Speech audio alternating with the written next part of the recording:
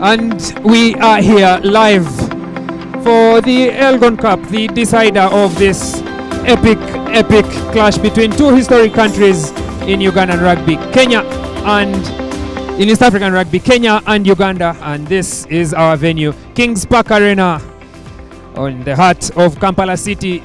As you move from the capital on your way east to Uganda, and as you go across the border, you will pass by the slopes of the Mount Elgon, for which these two teams will be playing, the cup that determines who owns the bragging rights for the trophy.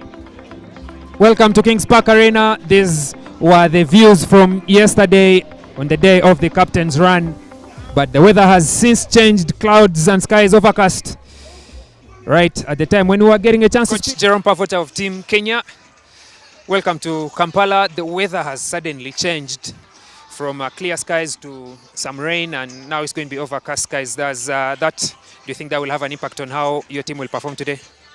No, look, we actually prepared for whatever comes, because it's this time of the year, anything can happen.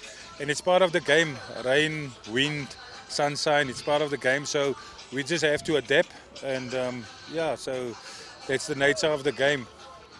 You've played the same exact team from last weekend in the first round in Nairobi. Uganda have played the same exact team from the first round in Nairobi. You meet again here today. How different do you think the contest is going to be, given that this is the decider? Look, yeah, it's quite interesting to see that Uganda also have the same team. We decided last week we're going to keep the same team for a bit of continuity, because we haven't played a lot of games. So, yeah, we want to give the same team a starting lineup, and hopefully we can give the guys a bit more time in the second half. Last week was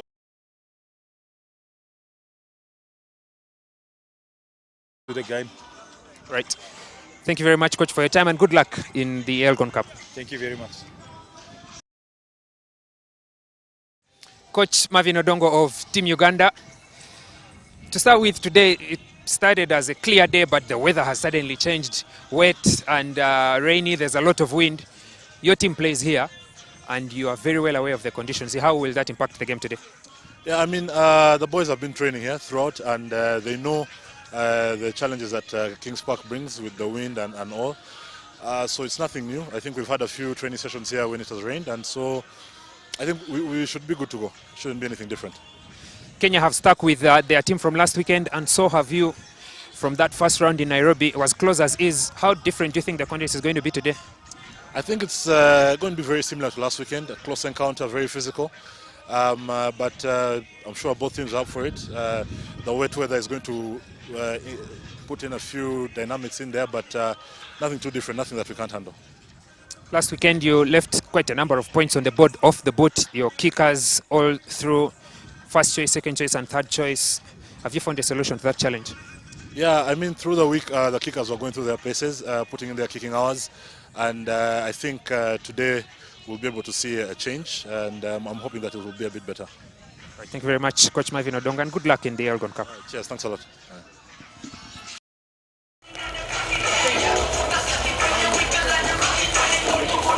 Sorry for the day, Paul Mente from the South Africa Rugby Union, the two captains on the left, Conrad Wandera Wanyama, and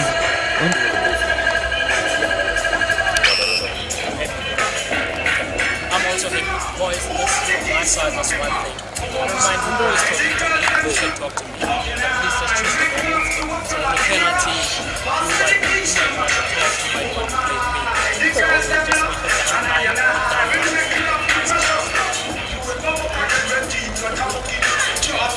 This is Kate. This is Kate. Got it? Then captain is going to flip this catch it. Tail. It's Kate. What do you want? So you're going to play? It's Kate.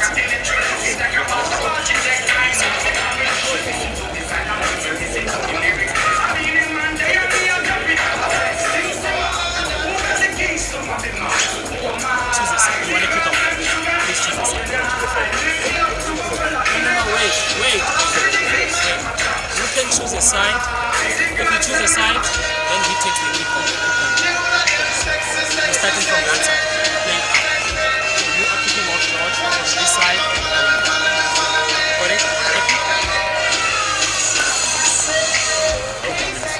No, but facing in. So. Can we do it from this side?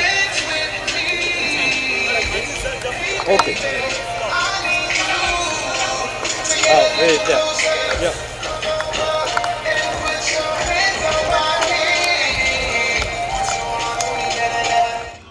That was the coin toss, a sample of how close and how critical all the decisions the captains will be making will be. But now we shift to the live scenes on the grass on this surface. Kenya making it to the playing field. Uganda will be following them. We shall have the anthems and then the pre-match ceremony, and after that we return with commentary with Egumire Nyombi from here in Uganda and Hilary Itela from across the border in Kenya.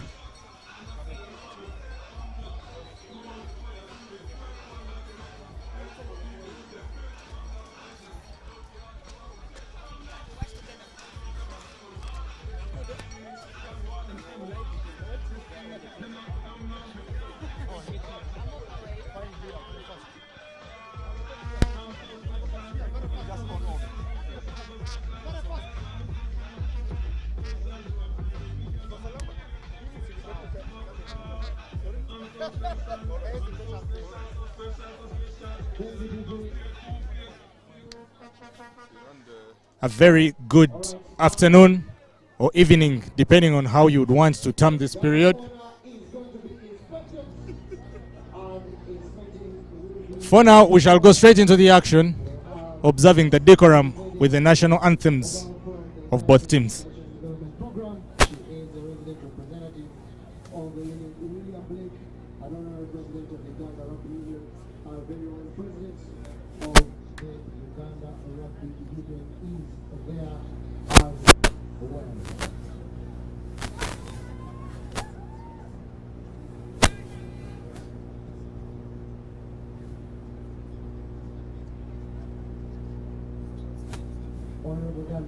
As well.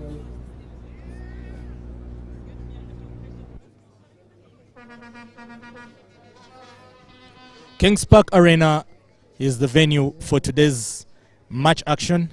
It was the venue the last time the Kenyans came across the border to visit their Ugandan brothers. For today, from French, there will be the tale, as this same venue looks to rewrite yet the history of this match. Anticipated fixture in the ELGON Cup.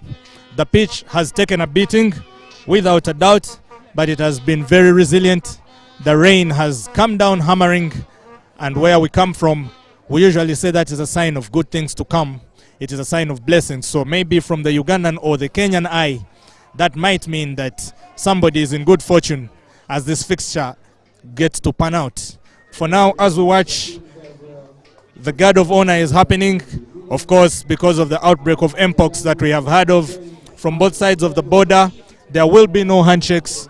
It is just people waving at each other in a sign of camaraderie before the action starts to phase out and the friendship is buried and left in these moments of decorum. Uganda is lined up in their black kit, a black shirt and black shorts, while the Kenyans are bleeding red with theirs and the white shorts of purity. So we look forward to a very lovely game, and while the players will be spinning the ball with their hands, it will be my tongue on the side alongside that of Hilary Taylor that will do the spinning as we narrate the game to you. Hilary, how you feel? Thank you very much, Edumere. Always a pleasure to be in Kampala. This game has definitely always lived up to its highest expectations. First we do the national anthems and then we'll get through the team sheet with the Kenyan anthem pinging out first.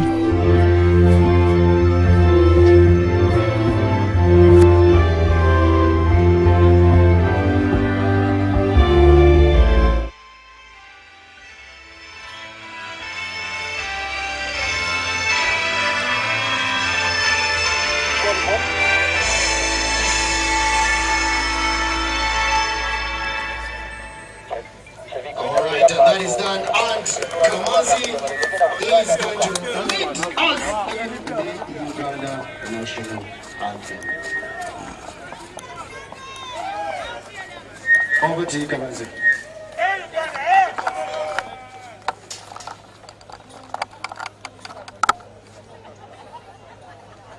Thank you.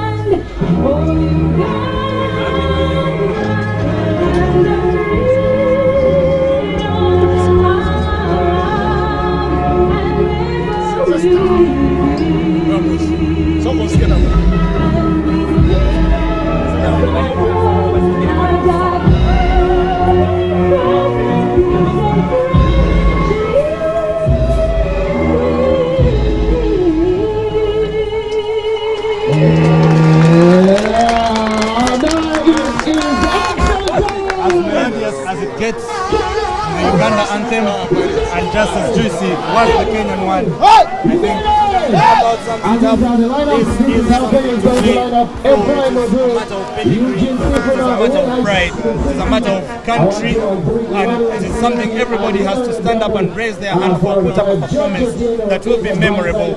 And for that, we need to know who are the men that will be taking charge. We shall start with the Kenyan team as Hilary will lay it out. For Kenya on the day, starting up with Ephraim Odwar and loose head prop. Eugene Sifuna retains his wicket position, same position he played last week. Will Hyde Mosusi gets in on the tight head prop position. Emmanuel Silungi and Hilary Odhiambo will be the pairing partnership in the lock. Jojo Temu, Andy Kolomolo and Jinson Musoga will be within the back row combination for the Kenyan team. And at number 9 will be Brian Wahinya and Barry Young, continuing from the combination that we had last week. Alfred Orege, Walter Cole, Tyson Minor, Griffin Chow and Timothy Omela complete the backline for the Kenyans. Wonderful. The referee has been blown here by the southern winds from South Africa.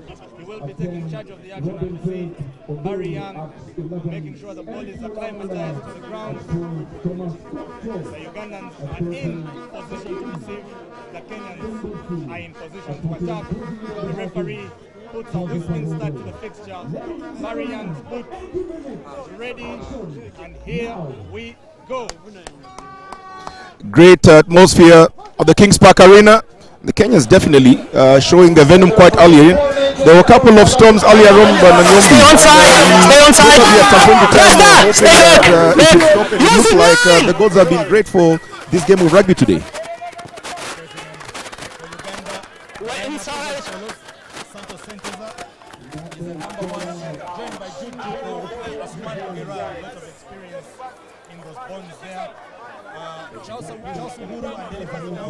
Second rowers, these are men who are very much used to Kenyan outfits. They have been playing in the Kenyan league before, and they know what is at stake today. Moses Ziwa, young man up and coming, Simi Gongojo and Pasogen complete the pack, while Conrad Wanyama and the forward Aaron are the halfbacks. The centers will be Robin Philip Onduru and Eric Luamia, as well as Thomas More time to waste. Coming thick and fast. This was a facet of the game last week that Kenya showed their dominance, looking to continue, but it would appear that there was something illegal that has been pinged in there, and you'd actually fancy that the Kenyans would go and have a second bite at the cherry. That was one of the stronger bits of the game last week. Yeah, Charles Uhuru coming in as a henchman there and using his hand to guillotine Brian Wahinya and to accord the Kenyans an early penalty that they have gone for at the corner. You believe the mall we have just seen will be panning out yet again. Edwin Sifuna, the man who's been preferred at number 2 weeks in a row, will be the person with the responsibility of throwing the ball in straight. They had a couple of combinations last week, number 2 and number 4 ball. It would be interesting to see whether they'll still retain it, and it would appear that they will stick to trying to throw the ball a bit closer. It definitely will be a wet ball after the rains that we experienced in Kampala a few hours ago. Wahinya, he was the number 10 the last time he came out here. Today he's a 9. And Barry Young, who was the 9 that time, is the 10. Quick recycling by the Kenyans, showing very early intent A roaring start by the Simba Pride. Coming closer and closer. A bit of static play from the Kenyans, not necessarily coming and meeting that ball at pace, making it very easy for the Ugandan Cranes to do the defending. They've barely actually been able to gain more than 1.5 meters. And you can see almost getting the ball turned over there. Of course, like I mentioned, it had rained earlier on, and perhaps it's just some level of concern as to whether you want to go around and spread the ball out quite earlier on in the game. The Kenyans just looking quite comfortable in literally grinding in meter after meter within the small bits of the pitch. Is that something to count already? Very, very close. It is Eugene Sifuna. Very, very close stuff. And the Kenyans continue knocking at the Ugandan door. Is the mahogany had enough to lock them out? Yet another phase. They should have entered double figures now. And that is what opens the score for us today. Try time, it would appear that was the prop forward who scored it. Looks like that was Ephraim Odwar, the try scorer. He came out looking quite emphatic. And the good book says, knock and it shall be open to you. The Kenyans seemingly looking at utilizing scripture to great accord within the first 5 minutes, sniffing out the first try of the game. Mr. Hillary delivering the goods. It has although come at a cost. There looks like a man that needs medical attention, but when you come to play the game of rugby, you are really ready to put your body on the line to that kind of extent, and we hope that it's nothing serious. We believe that he should be back up on his feet, and while the Kenyans recollect to assess what went right in that play, the Ugandans on the other side seem to be asking themselves a question as to what went wrong, but that is no problem for the assistant referees Umar Balikanda and Gonzalo Mayanja to raise their flags and to show us that the Kenyans have acquired the full complement of points.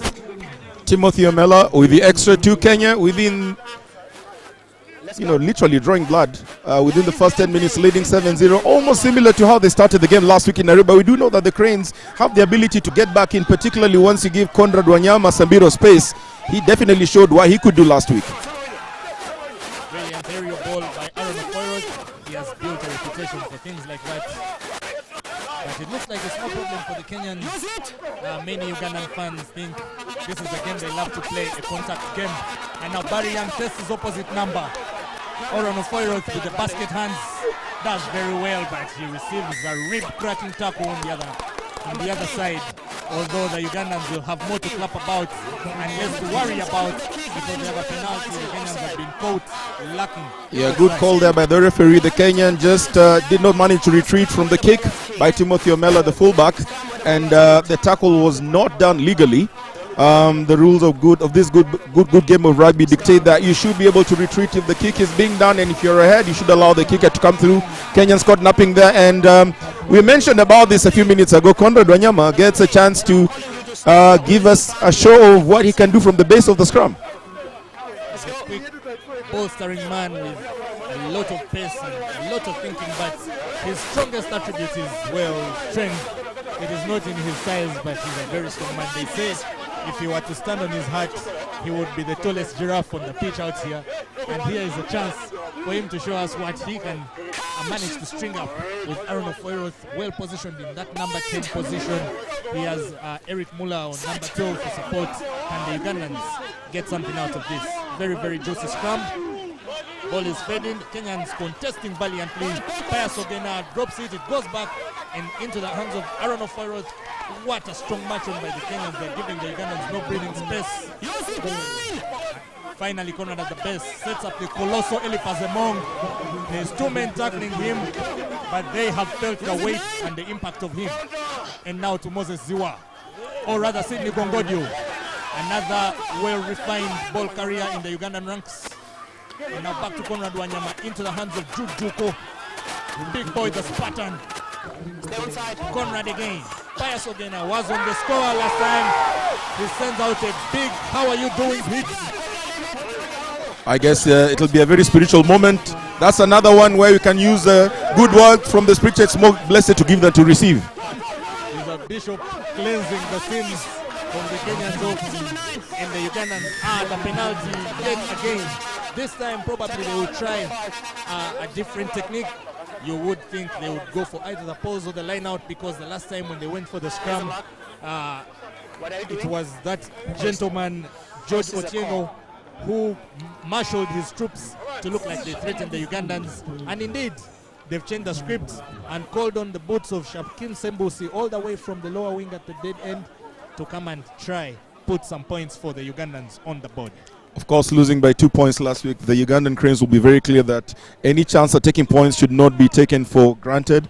The scoreline in Nairobi last week was all over 2-point difference, so 7-0 still earlier on in this particular half. They'll be keen on trying to sniff out any opportunity to go around and get in points and definitely put the Kenyan Simbas to the kosh.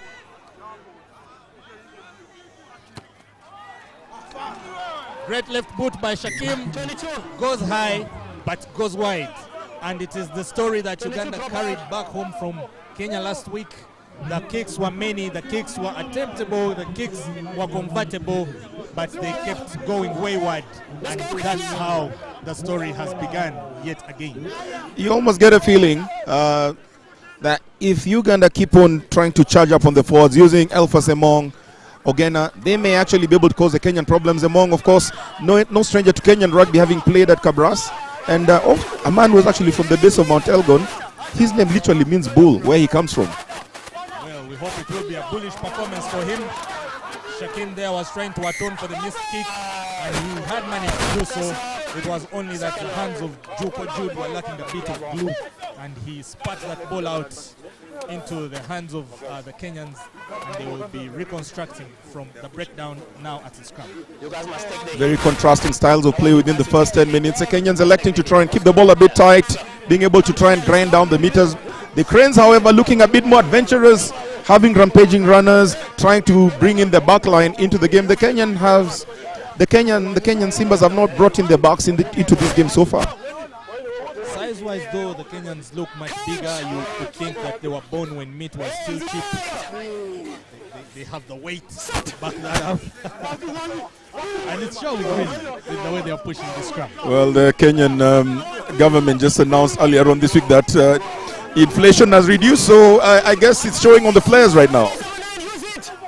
With the advantage, it is Barry Young attempts a chip to test Shakim Sembusi and Joseph Aredo's communication.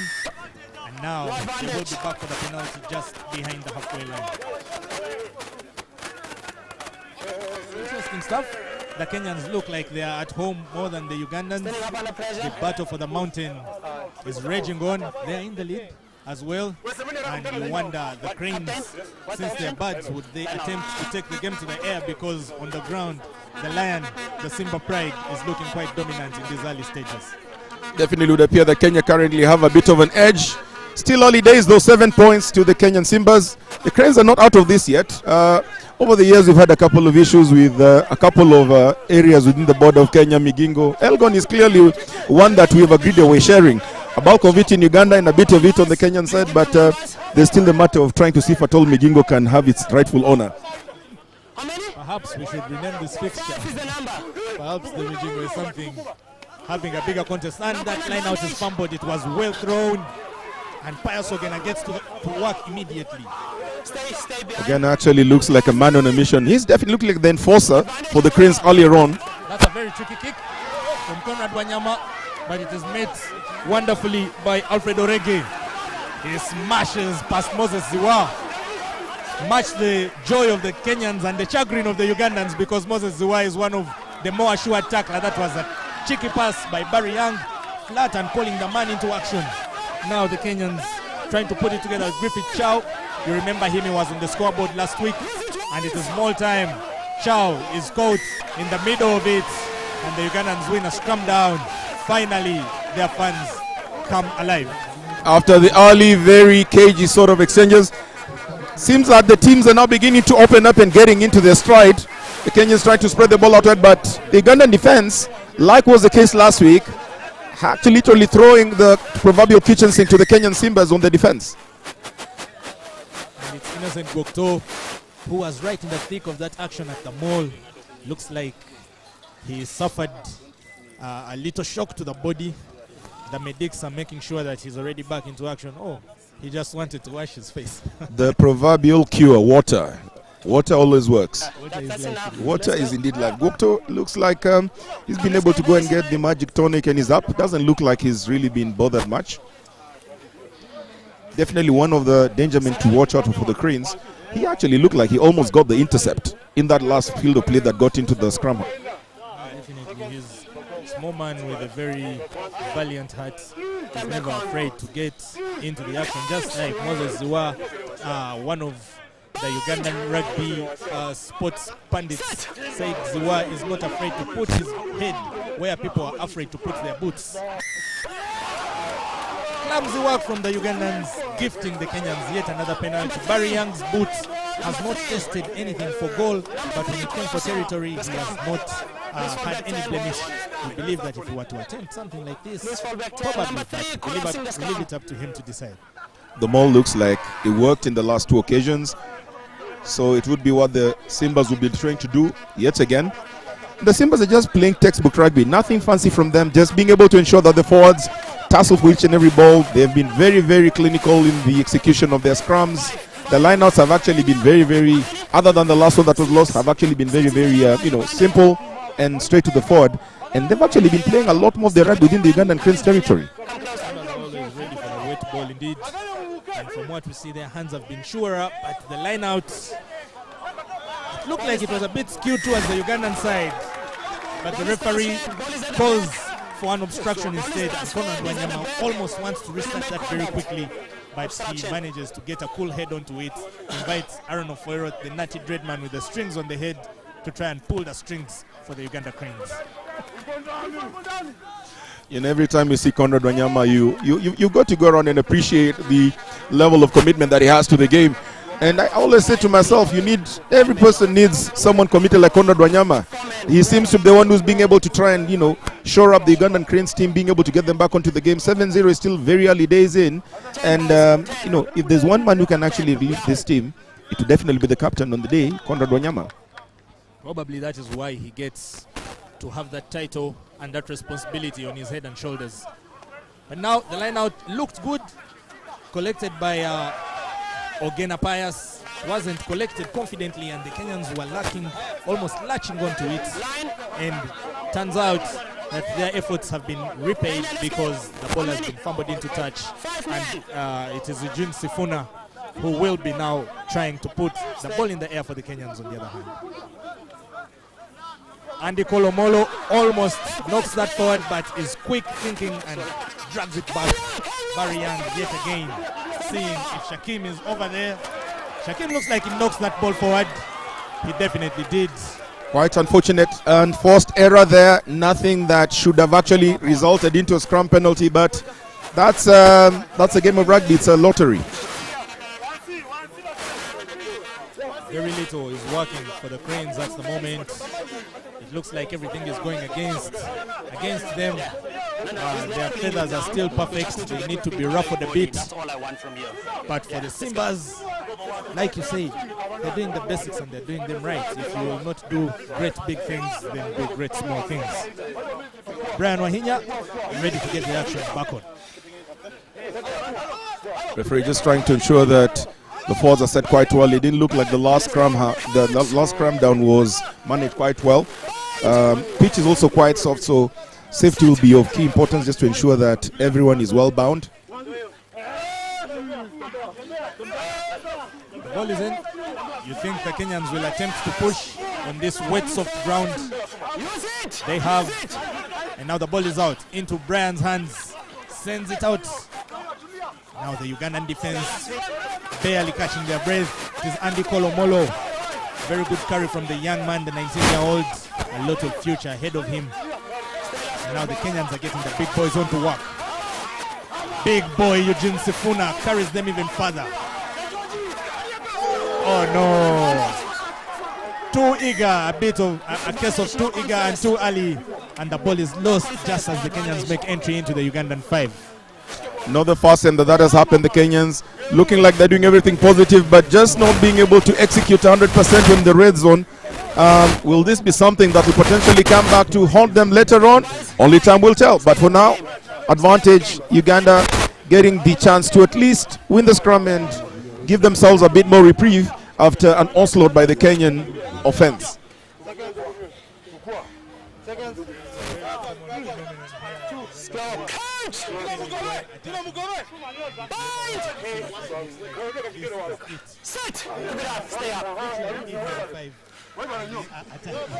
I think that actually sounds like something that would happen in high school, defending while attacking, being able to eat your food while trying to see if you can get a bit more.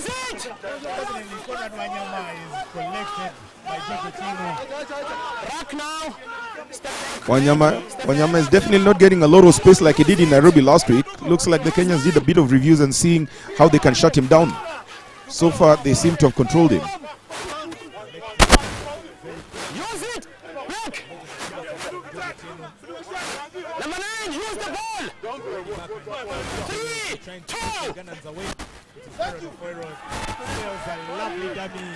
But his opposite number, Barry Young, is on it. Dances wonderfully past 2 meters. Snaps through them and You'd have actually just expected the Cranes to exit from the pressure point. The ball was quite speculative, but gives Kenya a chance to attack again. You'd have actually almost expected a simple exit to try and give the Cranes some bit of breathing room there.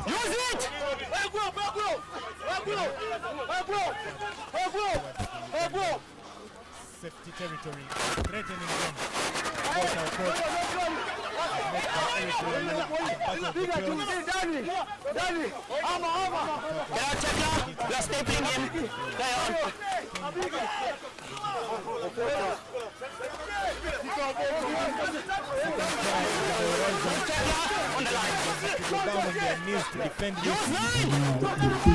Joseph Aredo running in. James Sifuna finds the gap, finds the chunk in that armor, and it is a second try for the visitors. Sifuna, for a big man, seems to have some burst of acceleration. We've seen him doing it over and over again, and from that distance, with no one actually looking and looking over the ones that he's probably scored in a while. Really needs to be rewritten for the Ugandans.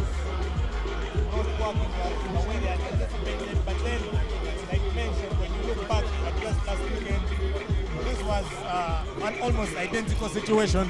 2 tries to the Kenyans while the Ugandans were still searching, and only difference is that this time both have been converted, so it is 14 points to the Kenyans and no points. Ugandan Cranes, they did get a chance to exit. They did not. The speculative punt over picked up by Barry Young resulted in the second wave of pressure by the SIMBAS. And at this stage, I guess just play the basics. If you need to exit, exit. Don't try and actually overcomplicate how to go around and bite an apple. If the Ugandans will also remember that in the Rugby Africa Cup match versus Zimbabwe, they had to come back from 22-0 at halftime to end the game at 22-20 by full time. Last weekend, they were also trailing by 2 tries, so it looks like it might be part of Coach Fred Mudola's game plan. I do not know. Living on the edge, just being able to try and see how well you can play Russian roulette in Uganda. Perhaps that should be the case. But now it is a scrum down for the Kenyans. And remember, this is a really high-stakes game because on the world ranking, Kenya is just 1 point, 1 position ahead of the Ugandans. Just before the ELGON Cup last weekend, Uganda was just 1 position ahead of the Kenyans. So it's been a topsy-turvy affair. You would want that the team that wins today will definitely be going above the other. So if it is Kenya, they will maintain that position ahead of Uganda, probably stretch it. But if the Ugandans manage to win, they will leapfrog the Kenyans and have rather unorthodox Christmas gift for them. Definitely indeed. Very competitive fixture this between Kenya and Uganda. Great rivalry being showcased across both sides of the teams for the last couple of decades. And it's always great to see the level of competition being shown to the fore with a new crop of players. And long may rugby live in this part of the world. Long may rugby live. Brian Wahinya with the scrum put in for Kenya. The young man who played his rugby at the Kenyatta University Black Blood side before joining KCB. Has been cut for Kenya at both 7s and 15s. Barry Young with the punt.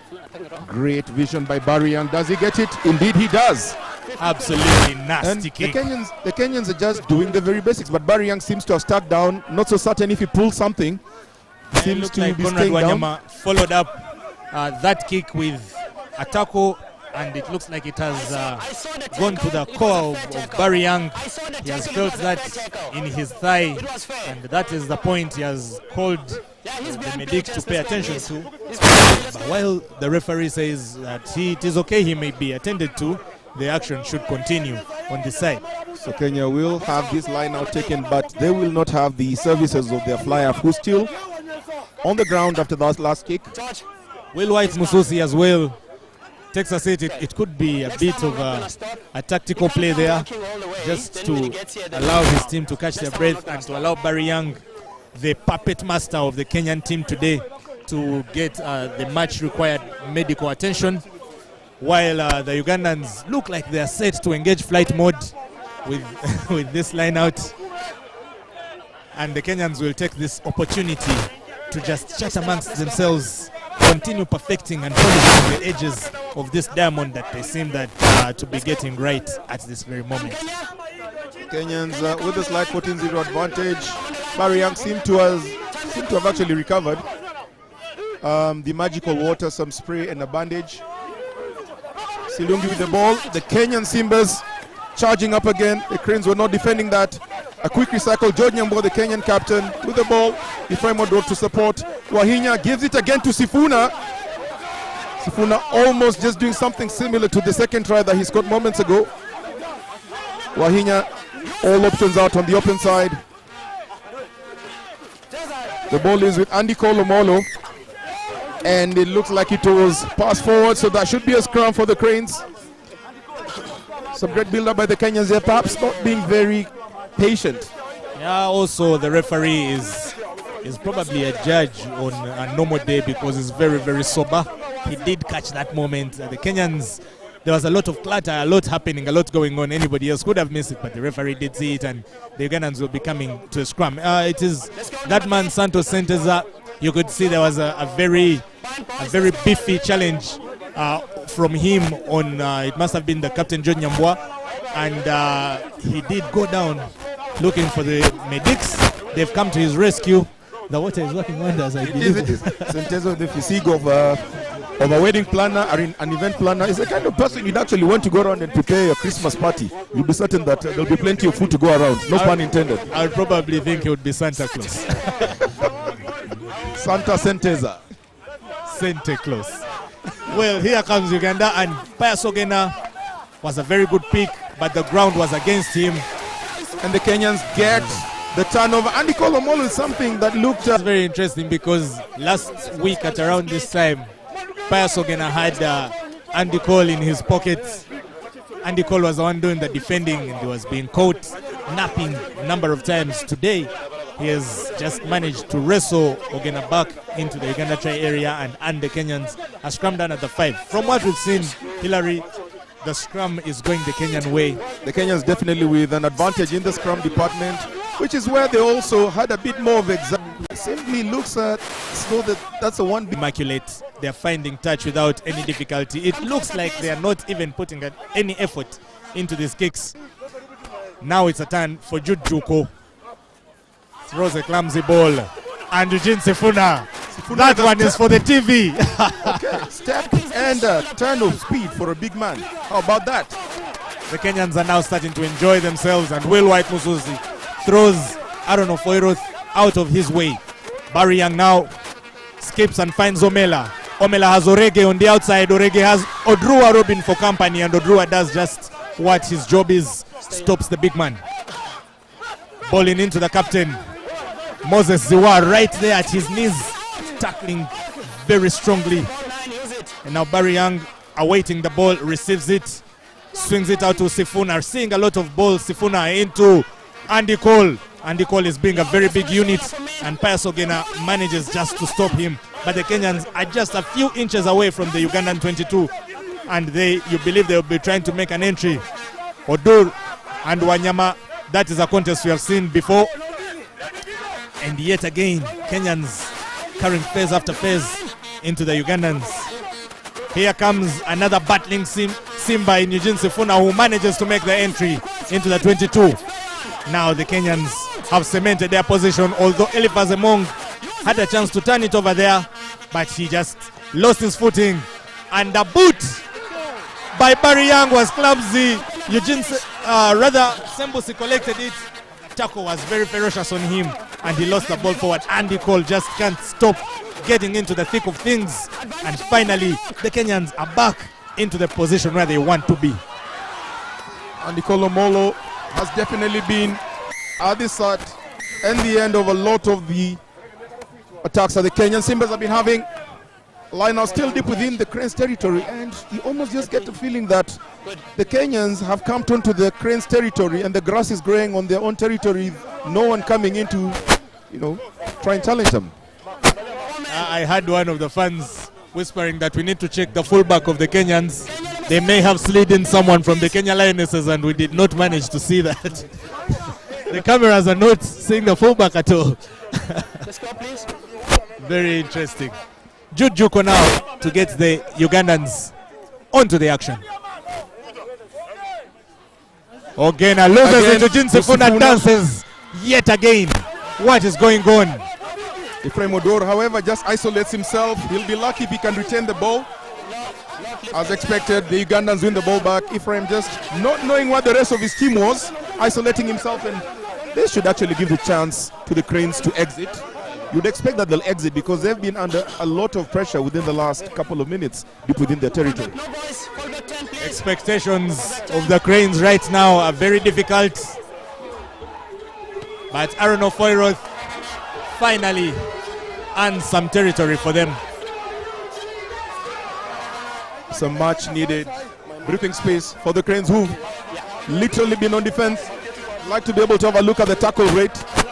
You definitely feel that the Cranes have tackled twice as much as the Kenyans have, who've definitely just been carrying the ball, and they've basically dictated the course of this game so far. The jumper this time will be Charles Uhuru, and his challenge to it, and it is lost yet again.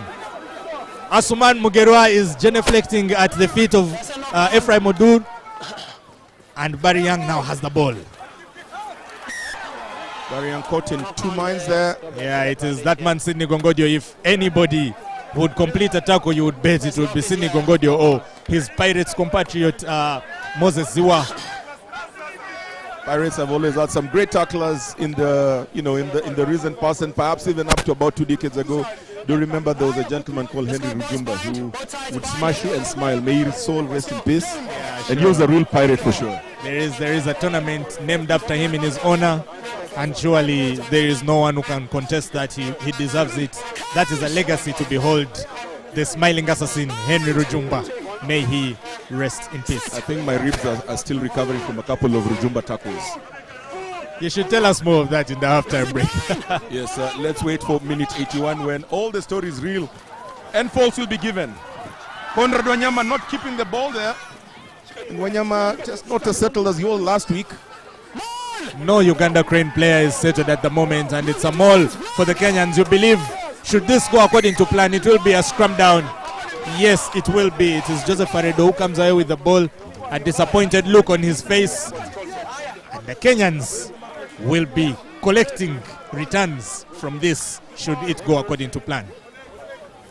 We'd expect the Kenyans just to do what they've done in previous scrums, being able to drive in and squeeze in a penalty, potentially have an option to either do a line out or just keep on grinding it down meter by meter, which is something that they've been able to execute quite well in this first half. Also credit to the Kenyans who are watching us on YouTube. We see the comments, we see you. We are also doing our best to give this game to you. Brian Wahinya now. He has been the more effective small man, and he's back here with Alfred Orege. Orege has the heat in his hands. He faces a hot potato and drops it before he could take the bite, and the Ugandans survive him by the whiskers. That's the problem of trying to quickly go around and serve yourself off some hot kalo when you're hungry. Got to ensure that your fingers are quite stable, and Orege just not being able to be quite stable with that, and definitely be a chance that the Simbas will rule this half. Definitely. I also want to shout out to Dennis Ombachi at the balcony. He was watching us very well the last time out. I believe he's tuned in to this one. Conrad Wanyama now, he's looking at all this beef collected in the scrum. He goes to the back and picks that ball out. Aaron Ofoirot is waiting to clear, but it is his choice is Eric Muller, and he's collected very big hits. Oh. I'm not too certain why the Ugandan Cranes are simply not exiting. Doing a lot of speculative passes, trying to be a bit fancy deep within the territory, just playing into the Simba's hands. Eric Muller was going for a crashing hit there, but he ended up being crushed by three Kenyans, three Simbas, and which team carried him all the way back. And now, will you believe it, it is another scrum down for the Kenyans. Just a few seconds ago, the Ugandans had this scrum down in this position. The welcoming committee of Walter Okoth, Barry Young, and others just made Muller realize that you must go around and announce before you try and make your way into a feast. And will be a point of concern for the Ugandan technical bench. Just the exits not coming on, not doing what you'd expect people to do, particularly being under pressure for the last 20 minutes. Johnson Misoga, tackled by Aaron Ofoirot, and Innocent Gokto now. Does he have the feet? Barry Young looks injured. He can't stop him. Alfred Orege on the chest. Innocent Gokto finally stopped by Griffin Chow. But what distance the young man has covered. Aaron Ofoirot now. Uganda still playing on the advantage. And finally the referee calls for a penalty. And a double blow by the referee is always a sign of some trouble. Looks like there will be a Kenyan who might be getting a reprimand. Goes into the pocket, a yellow card is coming out. Finally something happens for the Rugby Cranes. Finally they fly.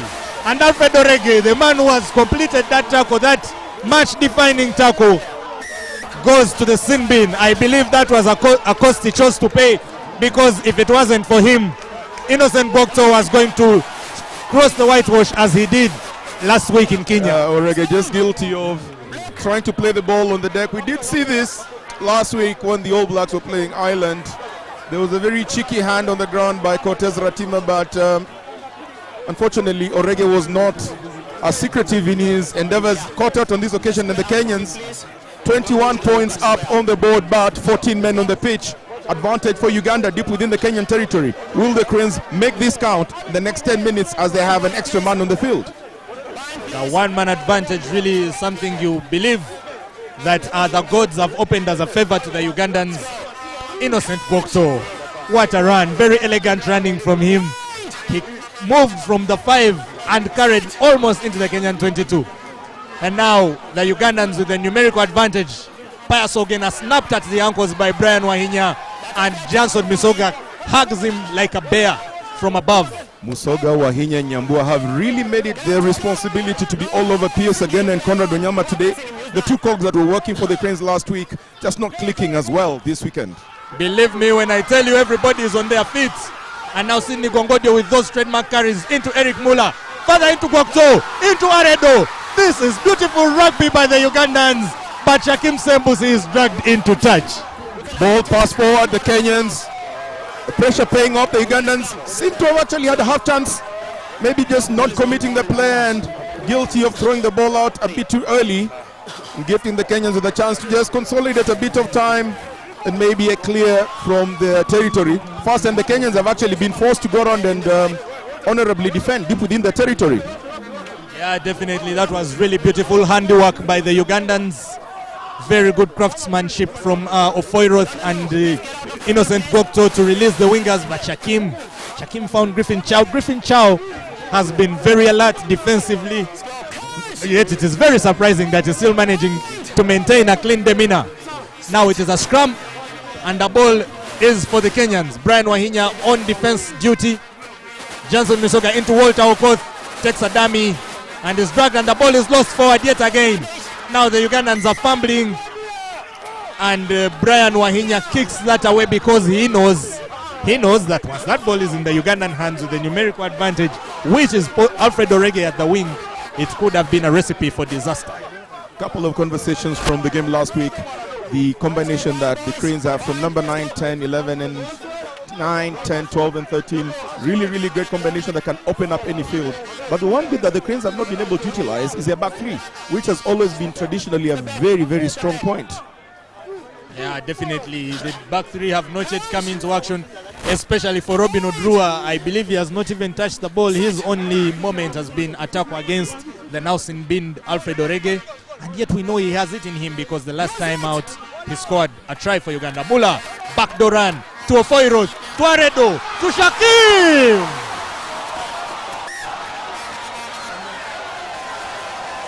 Uganda just guilty of making unforced errors. The Kenyans doing so well to just keep their faces in front of the Cranes.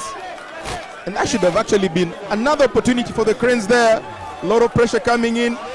And of course, you'd have expected them with one man extra to have at least been able to pour in some points onto the board. It's still 0 for the Cranes, 21 for the Kenyan Simbas. Shakim Sembusi there, he takes the Ugandan hopes to Ngong Road. Leaves them for dead because for sure everybody was up on their feet. They were hoping that this was the time. He had Robin Ondrua for support on the outside. It looked like the moment had come. The Kenyans had been sucked in. The backdoor run from Conrad Wanyama to Aaron Ofoiro, the pass by Joseph Aredo, everything had been up to scratch until that point. But now the Kenyans have the scrum and they win a penalty, something they have been longing for because the Ugandans had started to mount that pressure. Kenyan forwards very encouraging, very imposing in the forwards. I mean, you always just seem to find out that the script ends up every time the same way. Every time the Kenyan Simbas have their scrum. And Omela, look at that kick by Omela. Yeah. Very, very beautiful. If it was February and I didn't have a Valentine's date, I would have been tempted to go with that kick. He's definitely one of the people who should be placed in as an ambassador to kick polio out of Africa. Most definitely. Not just polio. I think poverty is a bigger problem. we save that for the halftime interval. It is grasshopper season. CNN is around up and about, so we'll be flying out. Uganda manages to win that line out, and Joko Jude, the hooker, is right into the fray. Andy Cole making a big menace of himself over there. Big, strong, tall lad. Sidney Gongodio, a good career. Engages the gears there. But he's given some airlifting, and the ball is knocked forward. And yet again, the Kenyans win the possession, and the referee says, that's about that. We shall go for the halftime interval at 21 points for the Kenyans, and Uganda yet to register any. Yeah, let's go there.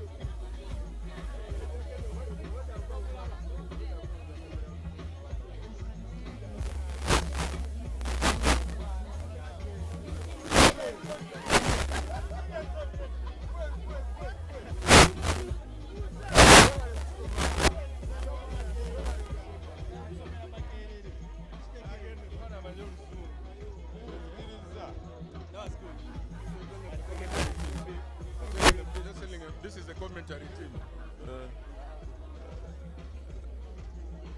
What's the name? Kumbe this Uganda.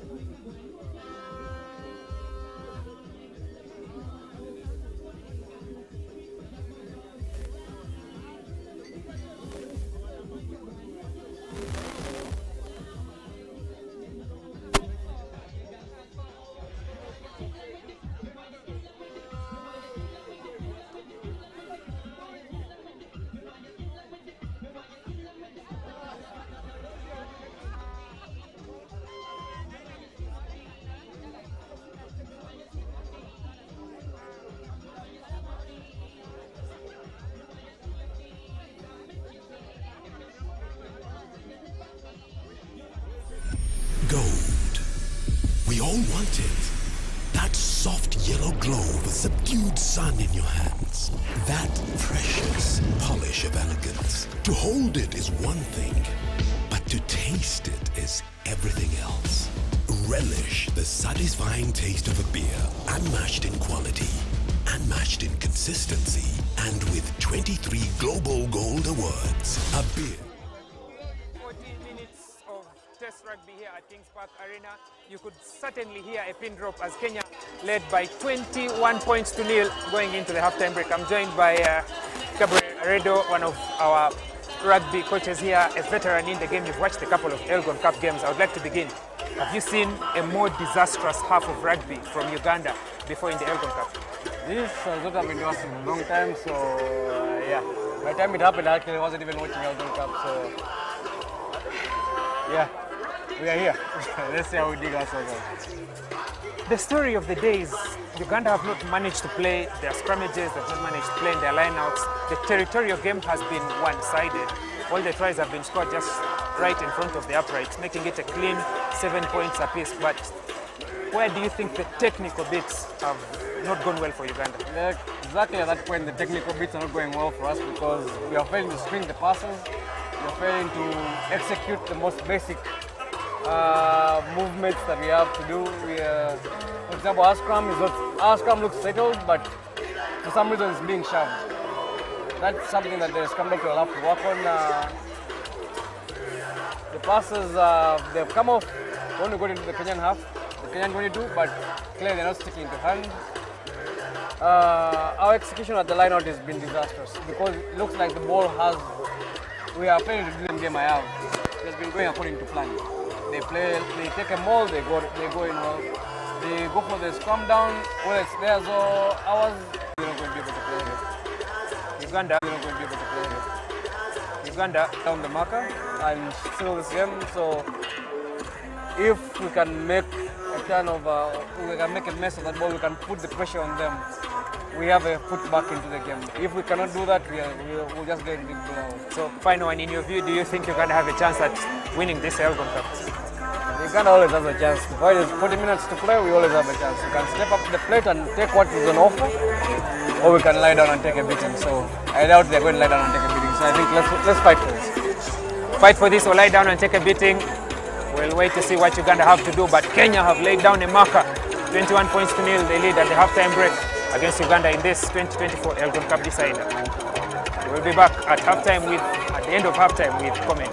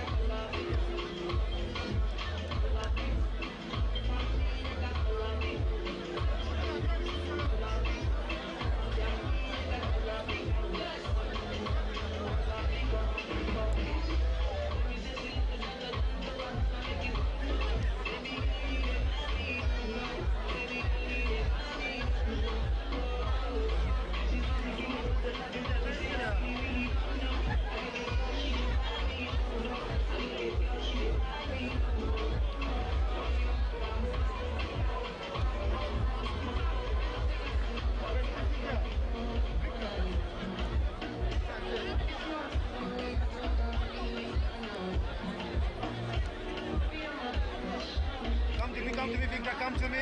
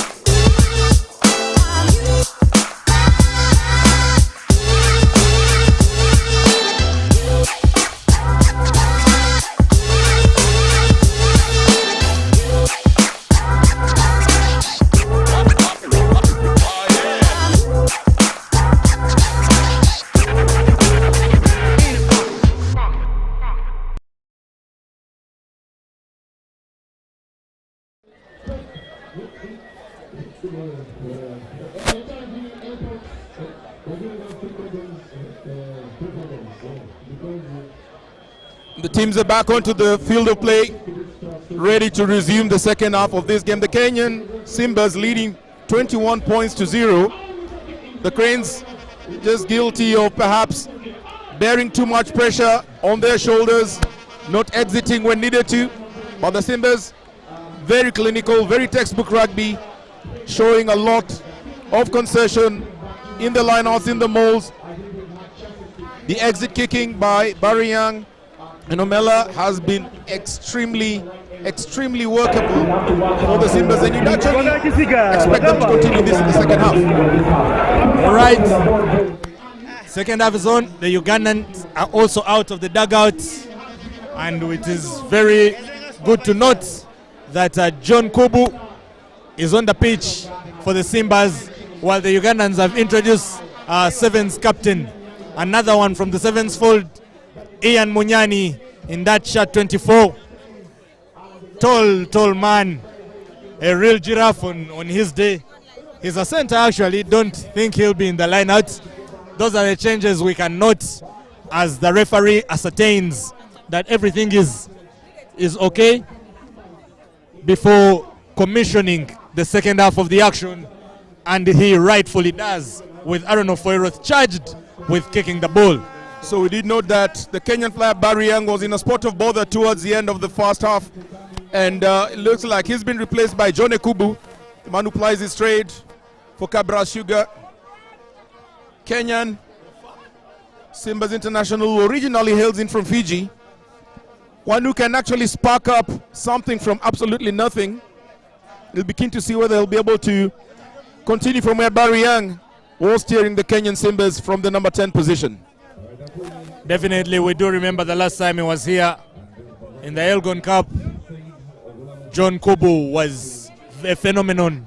He was very lovely to watch. That time, the game for Uganda was won by Liam Walker, a very colonial kick that won the game for Uganda, but he's away today, so they must find another man.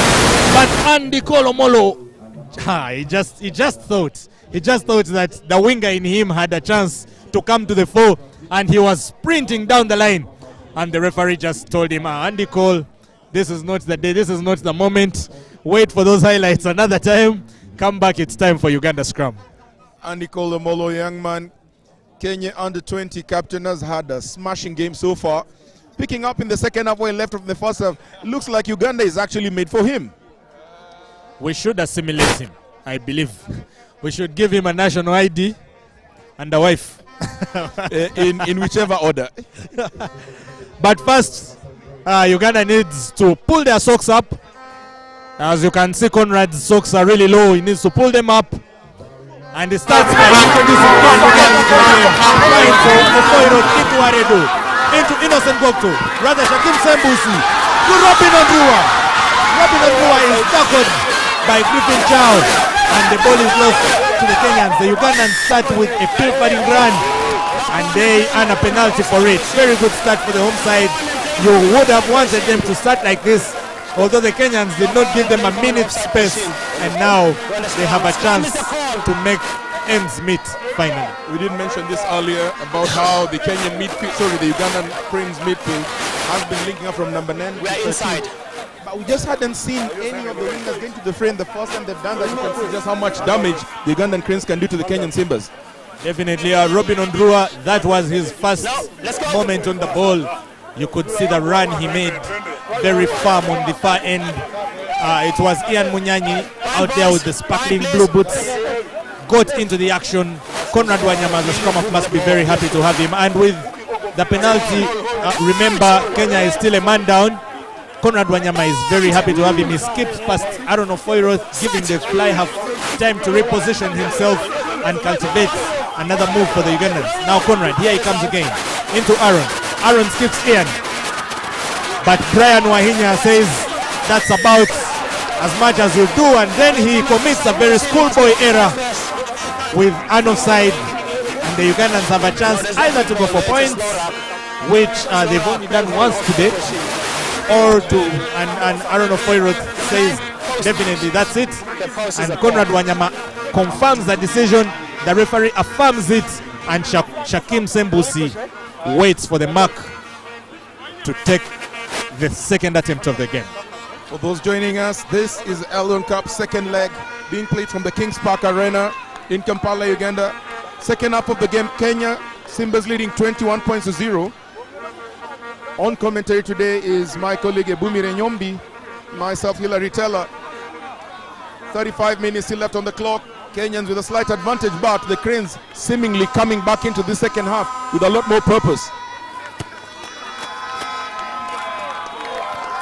Oh no, it looks right, but looks can be deceiving, and Shakim Sembusi has missed yet again. It is a 22 drop for the Kenyans. Uganda starting with a lot of intent, causing a lot of commotion, igniting a lot of chaos, but still failing to master something on the scoreboard. It is glaring on the far end of the pitch. The 0 is so loud. The Ugandans need to dig even deeper in their bosom score if they are to find something in this game. John Kubu gets the action backward. Unforced error. The referee says it went back. Kenyans were caught in two minds there, but that looks like the goal the way they does it. No, it doesn't. Johnny Kubu with the chance to field it. Returns it. Goes all the way to the halfway line for the Cranes. Brilliant from Robin Odua there, keeping the ball in play. And Ofoiro, who has just come off the back of attempting a drop goal, releases Conrad Wanyama, who releases Pius Ogena. Pius smashes Griffin Chow and Ande Kolomolo, and then sets up for the phase right into the Kenyan half. Jude Juko, the Spartan, faces Walter Okoth, and Conrad now finds Aaron. Aaron goes for a very high, oh what a high kick. Ian Munyani for the chest, and John Kubu calls for the mark, and Ian is caught for a free kick because I believe he tackled the man right after he had called for that mark. Wow. He needs to be very careful. He's just got to the field of play. Literally launched in like a javelin. Something you probably seen in the Olympic Games, but he needs to just watch himself. Wouldn't want to get himself onto the naughty chair, having just come onto the field of play. Looked like that was a free kick. Yes, it was a free kick, and the line out goes the way of Uganda. And Alfredo Rege completes his community service and is back into the fray, bringing the Kenyans back to a full contingent of 15 men. Wow, what a kick from Aaron Ofoiro. I thought he was looking for the winger, but as a matter of fact, it was like he was looking for Jesus Christ up in the skies. Aaron Ofoiro probably doing an audition to join the Ugandan police service. That looks like a tear gas kick. Definitely. Well, here it is Sidney Gongodio serving a heat that's much akin to a Kenyan meal. All meat and no soup. Here comes Gwakto. Now Uganda enjoying the possession. Kenya on the defense. I don't know, Foyros. What, another kick attempting for 50-22. Oh no. Does it go dead? It doesn't go dead. Orege picks the ball. I'm not so certain what he was thinking of. It looked like it was going to go dead, and that would have resulted in us. Oh! Almost speculative catch here by Oforiwoth. A judge not to have the knock for Wanyama, not having the amount of people he had last week, but the Kenyans are offside, and the Oforiwoth sees it quickly, moves on through. Gongodio Sydney. Now the phases are coming. Eliphaz Emong. Shakim Sembusi. Innocent Gwakto to the corner. Innocent Gwakto. Does he get there? Does he get there? Umaru Balikanda looks like he's signaling for a line out. No, Innocent Gwakto is dragged into touch just at the moment where he looked like he had got it right. They say the best rugby teams know how to utilize the touchline as the extra defender, and the Simbas did exactly that. When it seemed all but sure that Innocent Gwakto was innocently going to score, he was innocently deprived of the opportunity. There's been a shuffle in the park. Sol Chivumbi comes in for Santos Senteza. Emmanuel Chiaga comes in for Jude Juko. And Timothy Chisiga, you know that man can open up a game, comes in at fullback, which means that Innocent Gwakto has also made way, and Joseph Aredo has slotted in at, or rather it's Conrad Wanyama Would you believe it? Conrad Wanyama has made way. I'm actually shocked. The Ugandan Cranes have decided to sacrifice their captain. He has not been as sharp as he was last week, probably also maybe having a niggling injury. And the ball comes to Mr. Sepans, Timothy Chisiga. You can hear the anticipation of the crowd, but Griffin Chow is right on to him. Chisiga just showed that he's definitely fully aware of what's happening. On the tackle, you could see him turning back to see where to be able to pass the ball. And when he saw those no one, you could actually see the dismay on his face. Poirot now operating from the base of the scrum. Cycling into Joseph Aredo. Aredo, a long pass out to Innocent Gokto. Gets to the dance floor. Innocent Gokto. He's dancing, that young man. He's innocent of everything but guilty of having some great footwork. He's put on a show for sure. Ah, that's a nice one. Definitely. Shakim Sambusi sends Griffin Chow to get him a hot dog, but he meets the tackle of the captain. And now Munyani, the long man, into Sol Chivumbi, the inductee. Whoa. The Cranes seem to have sniffed a bit of blood. The Simbas on the defense. It's a very mighty fend against Brian Wahinya. He stumbles about 3-4 steps back and finally takes a seat comfortably on this wonderful Kings Park turf. Munyani into Moses Ziwa, snaps out of the tackle. You can see the action. Just being a bit slow, not really getting that ball recycled quite quickly and allowing the Cranes, the Simbas, to just reset their defensive system. Chisiga again hit. The Kenyans are not allowing him do anything with that ball. Munyani now, that was a very long pass, as long as his femur.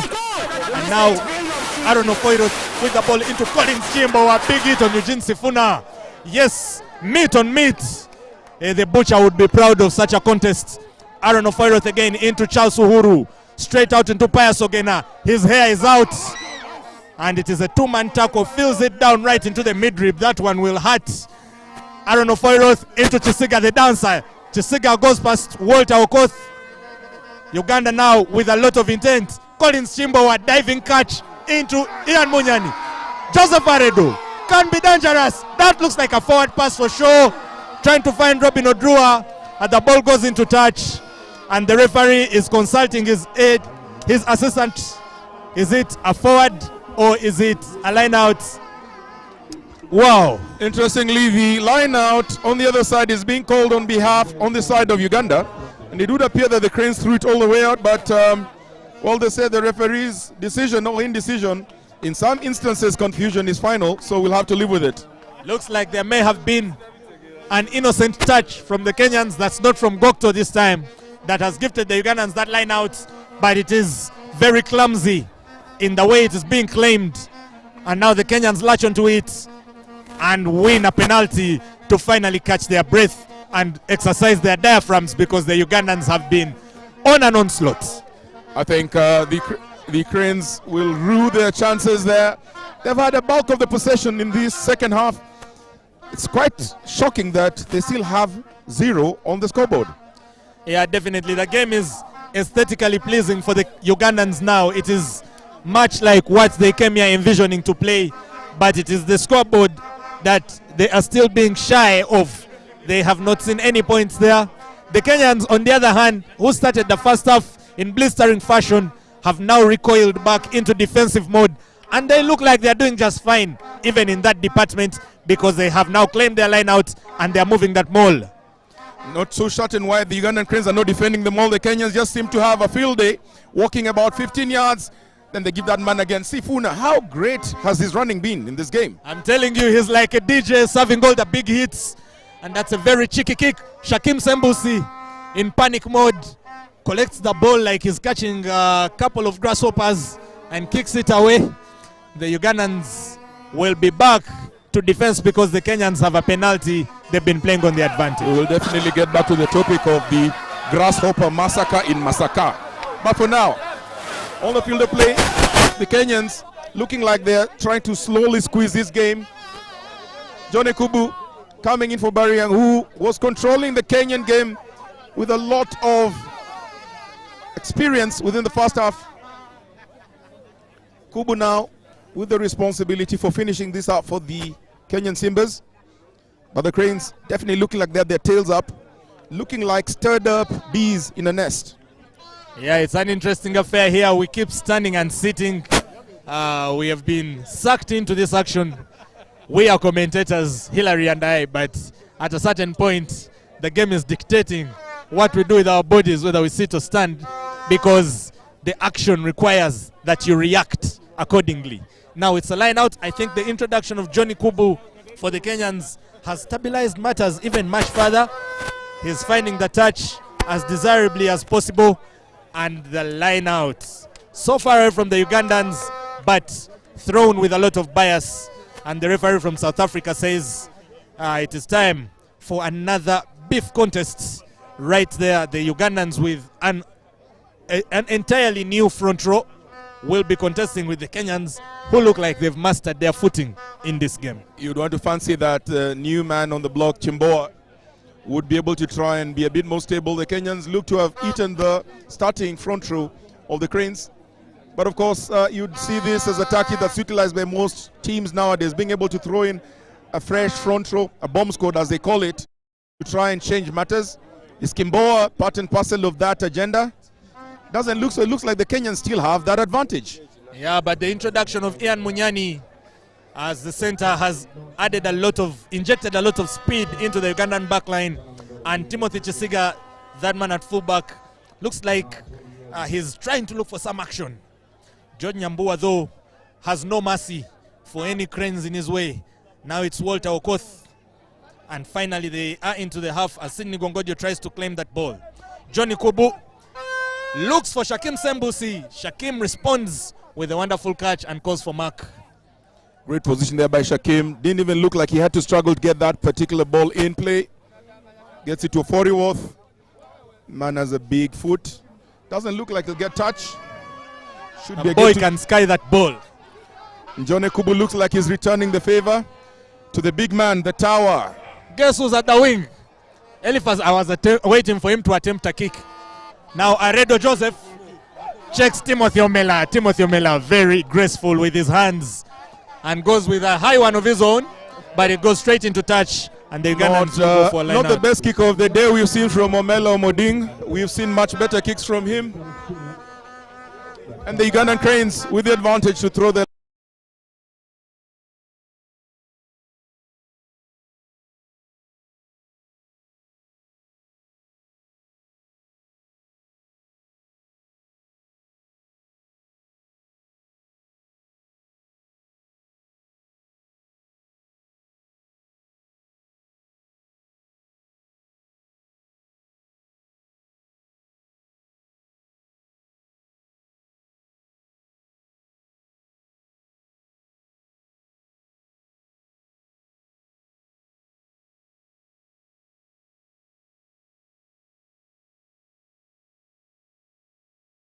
should be resting the laurels on. The Ugandan Cranes, once they actually have sniff on blood, have the ability to literally put the game on its head. Andy Kolomolo is relishing this game. He's smacking his lips definitely at every opportunity that's coming the Kenyan way, at the line out, at the breakdown, in attack. He's doing very, very well. But this time Payasogena gets the better of him, and Sol Chivumbi into Ian Munyani. At this point in the game, both he and Sifuna have been quite outstanding and probably would be top contenders for man of the match for the Kenyan side. Definitely, they've put their hands up for that accolade, and you wouldn't doubt, because both of them have been up to scratch. Here comes Odu. Odu sets up for Brian Wahinya. Kubu in waiting. Kubu into Eugene Sifuna. This time he meets Collins Chimboa. It is something all too familiar. It is actually often a beauty to watch. Anytime a front row gets in and wins about 2 yards, Kisiga, it's got to Shakim. And of course the Kenyan Simbas just knowing when to herd off the player onto the touchline.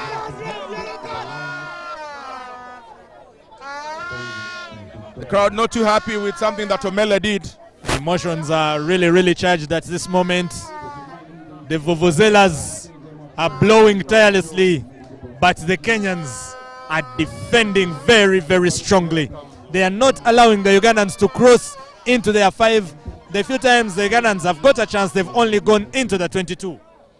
Another good line out, and the referee sees it for what it really is, a biased ball. Not straight again, it will be a scrum put in. But that's also one of the parts of the game that the Kenyans have been having some level of dominance. Still having it, however, it looks like it would have just slightly lowered in its intensity after the Ugandan Cranes brought in Kimboa. I think earlier in the game, before the game, we were talking about Aaron Ofoirot as a number 10. I think now that he has moved into number 9, he's like a kid in the playground. He's enjoying himself. But I think the introduction of Johnny Kubu really, for the injured Barry Young, who did very well on his own, has also added a new dimension to the Kenyan game. Although when it comes to the scrum matters, I think we all agree that has been settled for far too long. The Kenyans have owned that department. Cranes holding for dear life. Ogena again arrested by Nyambua. An arrested development and turned over by Wahinya. And all of a sudden, from defending, the Kenyans are on the offense. Ogena just guilty of second guessing himself, and maybe you could argue that his teammates were not giving him support. The Cranes with a thundering counteract. Sidney Gongodio manages to pick up the scraps there.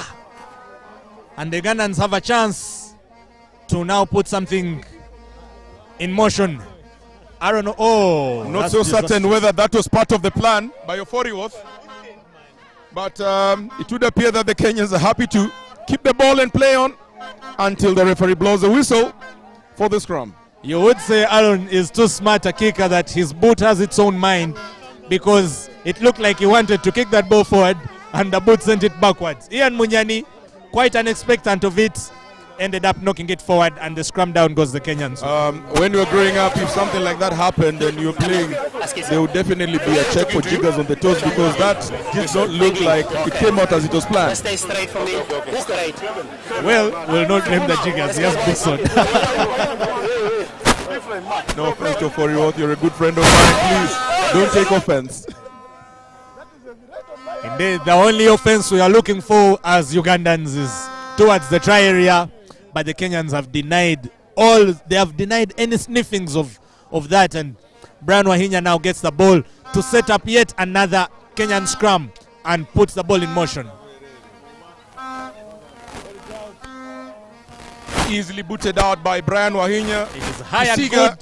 Chisiga versus Chow. Not as clinical as you'd always expect him to be out in the air, but he still manages somehow to retain the ball possession.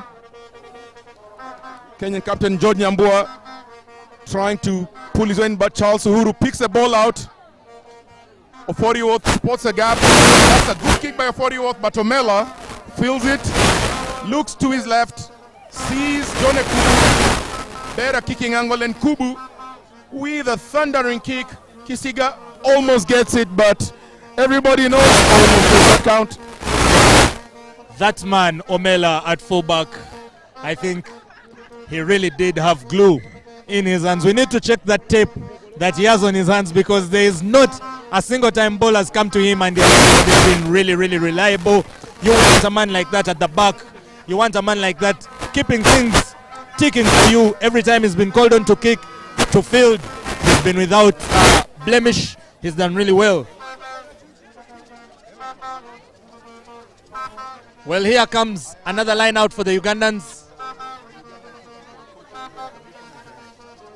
It's been a case of sometimes, not every time, that they've got the ball, and this time it goes their way. It is Michael Thomas Endi who collects the scraps from Pius Ogena. Collins Chimbowa. He has 3-4 men for company, and he's pinched off the ball. Wahinya Brian releases a long pass into the hands of John Kubu with a good step into Alfred Orege. Orege is walking his feet. Orege, 1, 2, 3 tackle snap to Orege on the offload. And finally the Ugandans manage to collect the ball and are now playing on the advantage. Wow. Collins Chimbowa almost gifted possession there, and Johnny Kubu was right at the center of some really dangerous play that was affecting all aspects of the Ugandan hopes in here. But luckily for the Ugandans, they managed to collect it, and Ofoiroth kicks that ball not into touch, but towards Timothy Omela. Oh, and finally Omela knocks on. Omela is human after all.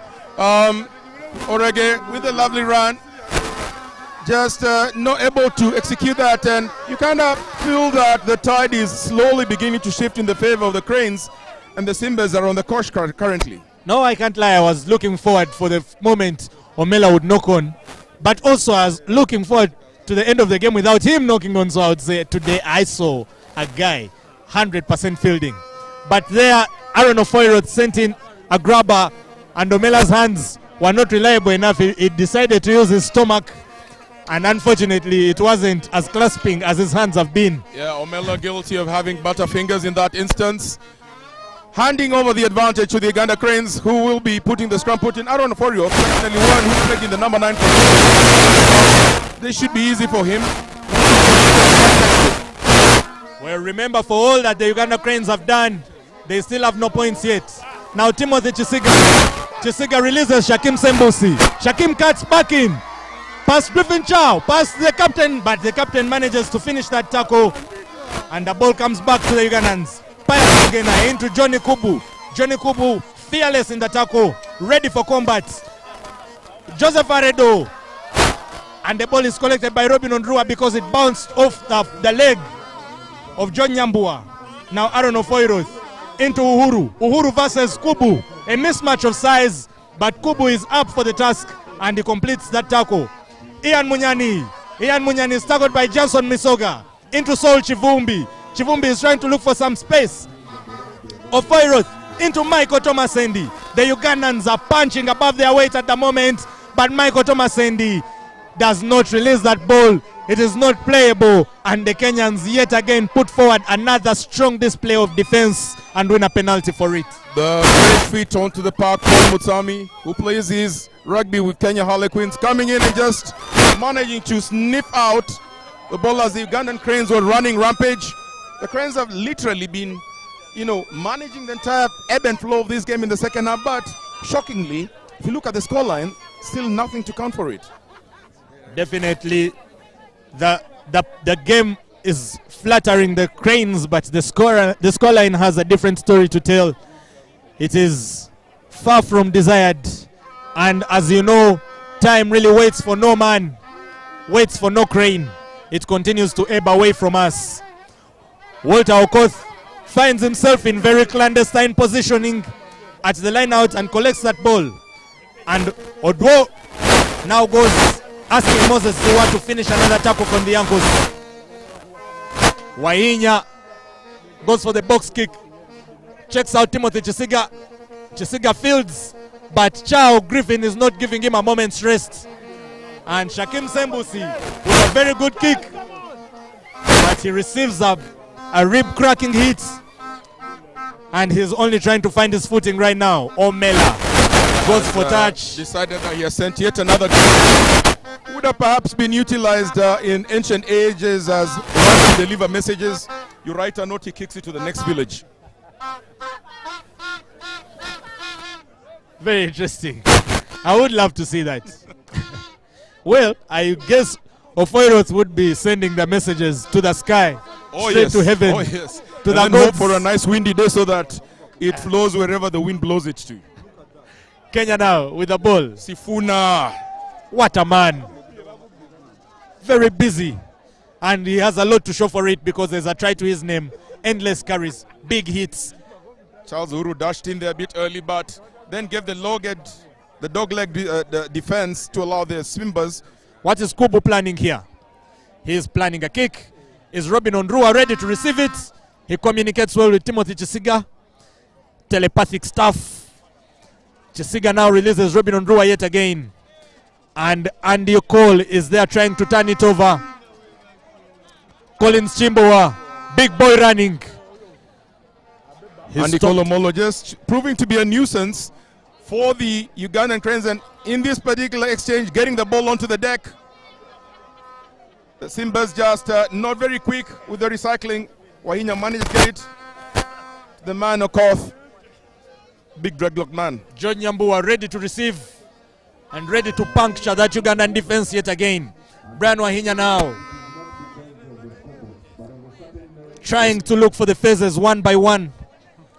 This looks similar to what the Simbas were doing within the opening exchanges of the game, just trying to be very patient, grinding in the few meters and inches, but it looks like the Cranes have been able to do enough to snuffle that. That should be a turnover for the Cranes.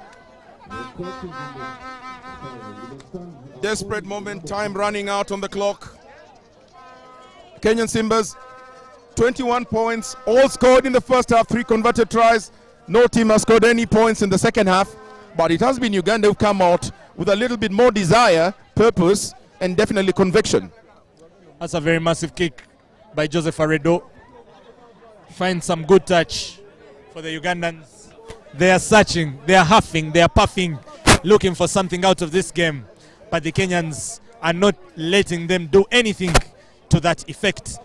And now the substitute hooker, Chiaga Emmanuel, throws a good ball. Edwin Sifuna with The ball his is step tossed forward. again. How many times have we seen this in this game? Yeah, Aaron Ofoiroth puts a seatbelt on Sifuna there. And the referee rightfully gives the Kenyans the advantage. John Nyambua. John Nyambua, the Kenyan captain, caught in 2 minds. Almost looked like he was catching the ball like a stereo in the 1980s when you have to go around and visit your uncle for a party. Oh, well, there are so many people watching us right now that may not be able to relate. But you and I know what you're talking about. I have just managed to go around and betray my age. All right, then. Back into the action, the Kenyans, it is Johnny Kubu. He's going for touch, I guess, as expected. To the PSO. He's not pulled up his socks literally. You can see he's heavily bandaged on his left foot, all the way from the thigh. But he's managed to get that off. He definitely doesn't need to pull up the socks because the scoreboard is in the favor of him and his team. But we have the privilege of seeing the different technical benches. On the other side, Powerwater is cutting a very composed figure. His game plan is working. While this side there's a huddle. The Ugandan team, Leo Lubambula, Marvin Odong, Fred Mudola, are huddled together, probably trying to figure out what they can do in the remaining minutes to change their fortunes in this game. That's a lovely line out. Very well done for Johnson Misoga. Misoga sets up on the rampage. They need to be very careful. Almost look like they're literally just piling their bodies over, not necessarily keeping their feet. The Cranes not keen on trying to contest it, just fanning bodies outside, expecting that there might be a bit more of a challenge for the Simbas out in the wings and not necessarily trying to challenge for the balls in the inner channels. Goes to Kubu. Johnny Kubu. Oh! Lovely Orege now, but that ball went forward. That was very smart. Okoth and Johnny Kubu, very wonderful exchange. The Ugandans had not read that one. Robin Ondrua had tried to cover up, but the ball had just whisked past him. And Alfred Orege was only unfortunate that he was at a different wavelength from Johnny Kubu, or rather Timothy Omela, and the ball went forward for the Ugandans to claim a The scrum. Simbas looking like they're about to make a couple of changes on the touchline. Samson Onsomu, Elkins Musonye, and Griffin Musila all look like they're ready to join the fray in the next couple of minutes. But Eugene Sifuna, standout man, looks like he's on course to go around and get a rest. Looks like he'll be replaced by the KCB hooker Griffin Musila, Elkins Musonye, and Samson Onsomu are the others on the touchline, ready to get onto the field of play. But first, the scrum down. The mountain is going. From the way things are seen, the one feature alongside the Victoria, of course, that we have agreed to share as Uganda and Kenya, looks like it's going to the Kenyans. For now, Ugandans have to dig very, very, very deep, and I mean that to the farthest extent of the word, for something out of this game. And let us see if this will be the moment for that. Ian Munyani, very thirsty for Test rugby, that young man. He gives it a very good curry. And Aaron Ofoiroth is shut down by Andy Kolomolo. Andy Kolomolo follows with a very good chest. What do we have here? Andy Kolomolo, he's been everywhere in the lineouts, charging down kicks, putting his body on the line in the tackles, and yet again, that's yet another Andy Kolomolo moment. he has basically drained his tank. And on to the field of play comes in experienced scrum half Samson Onsomu, Griffin Musila at hooker, Elkins Musonye at back row. We'll wait to see who they will replace. And of course, Brian Wahinya knows that he's a man coming out. Oh, Eugene Sifuna has had a bump of a game, also gets a much-deserved rest. We'll wait to see who else leaves the pitch for the Simbas. Looks like the captain. Is it the captain? No, it is not. No, it's not Nyambua. Yes. Oh. It is not Nyambua. But off the field of play is Brian Wahinya at number 9. Eugene Sifuna, take a bow. Take a bow. And of course, Andy Kolomolo. Definitely. These men have literally drained their tanks and they're definitely under rest. Worth all his weight in pounds. He has done very, very well. Andy Kolomolo. He could be man of the match. He played like man of the match. And now the ball is in the possession of the home side, the Ugandans. It is very good, but not looking stable. Omela picks it up like a delicate egg. He's like a cricketer over there. Griffin Chow goes through the first, now the second. The Simbas with the possession. Griffin Musila loses his footing but manages to get up. Samson Onsomu needs to get the balls out quickly. Johnny Kubu. Ephraim Oduor almost felt like he was going to pass for a second but decided to take the ball in.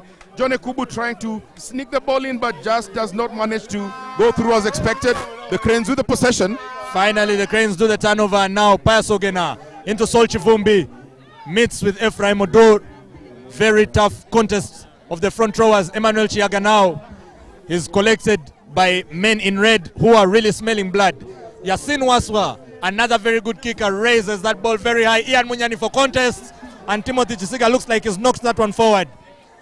Ball is kept in play. And Eliakins Musonye does very, very well to maintain that position. Musonye looked like he was caught in what you'd call a street corner tackle by innocent, not so innocent Gwokto.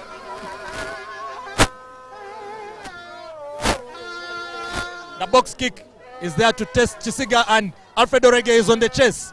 Joseph Farido picks that off the ground like is picking up very delicate stuff. Robin Odrua, every time the young man has been on the ball, he has not disappointed the Cranes. And now, Pius Ogena with the 8th man pick from the base. Uganda doing all they can. Ogena not as venomous as he was in the first half, but still looking like he wants to get Uganda back into the mix of game. Bokto into Brian Wandera. Brian Wandera meets Elkins Musonye, and the tackle puts an end to that kind of adventure. Collins Chimbowa, oh my God. A very big "how was your mother" hit on Collins Chimbowa. And then the Uganda Cranes knock that ball forward. You call that kind of a tackle an earthquake tackle because the effects were felt 2 men further down. Because I think he was just thinking about what happened to his teammate when he knocked the ball. Definitely. Collins Chimbowa collects himself up. He's grateful for the mass on his body, because if it'd been my size, it would be a different story for the papers tomorrow. The good book says we're all made wonderfully and fearfully, some more fearfully than others. That there was a fearful moment. For sure. He condensed that hit very well and set up for Joseph Aredo. It was just unfortunate because the ball was knocked on. And now the Kenyans have a scrum down. Samson Onsomu, veteran scrum half. Previously with Impala in Nairobi, currently playing for the Menengai Oilers in Nakuru. Has been within the Kenyan team setup for the last decade. Gets the ball to Okoth. John Ekubu. Orege. Omela. Chow there to support Omela. Onsomu. Twisting and turning. Not too certain whether that looked legal, but the referee lets it go. Very acrobatic stuff as the scrum down there, at the break, at the rack rather. Omela looks to be in a spot of bother. You can see him just stretching his calf. Has been one of the outstanding men for the Kenya team.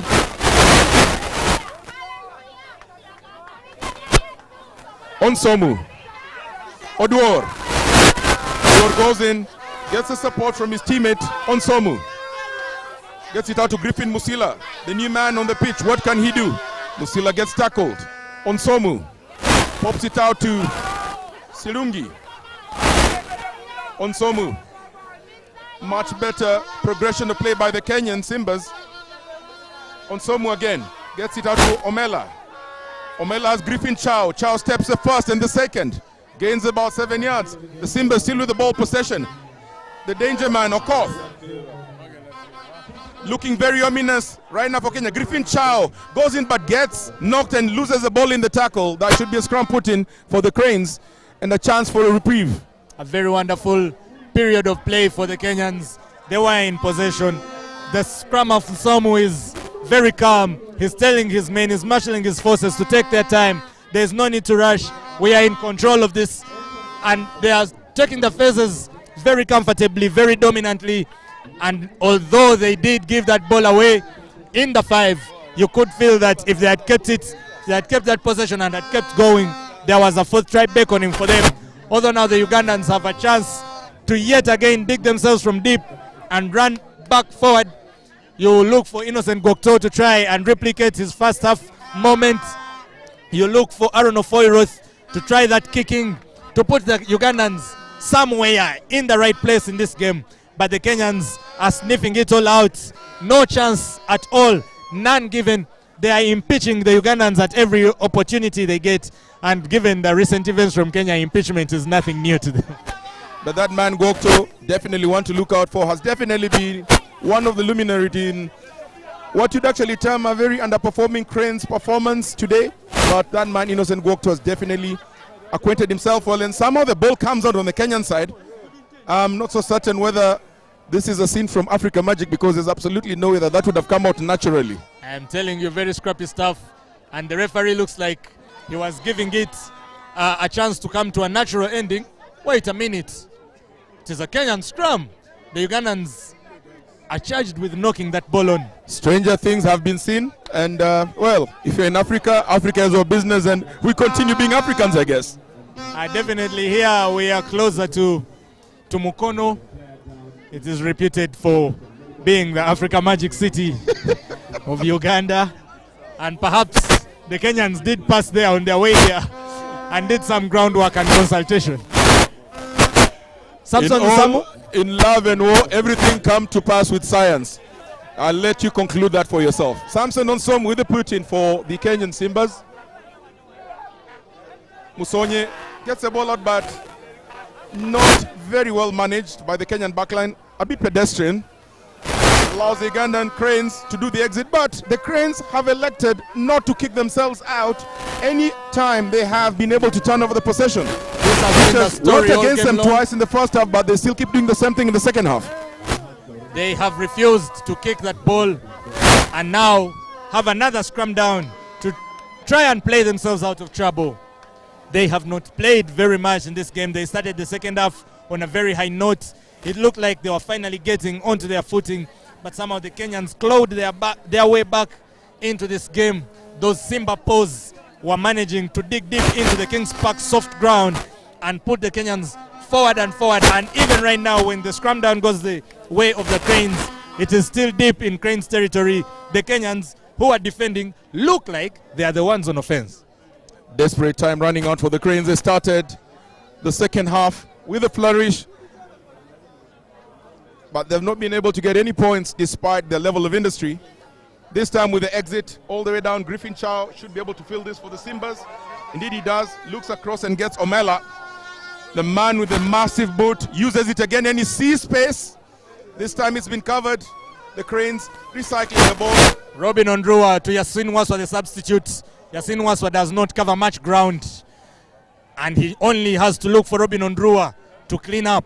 Ondrua does what he has done all game long, cover meters for Uganda, and he sets up for Collins Chimbowa. Santa Claus pass to his fellow prop, Sol Chivumbi, into Yasin Waswa, into now Pius Ogena, looking for space at the wing, into Sidney Gongodio. You expect him to smash he did, but the impact was not what he envisioned.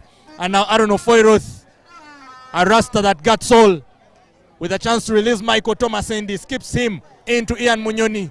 Munyani further into Timothy Chisiga. Chisiga goes past Okoth.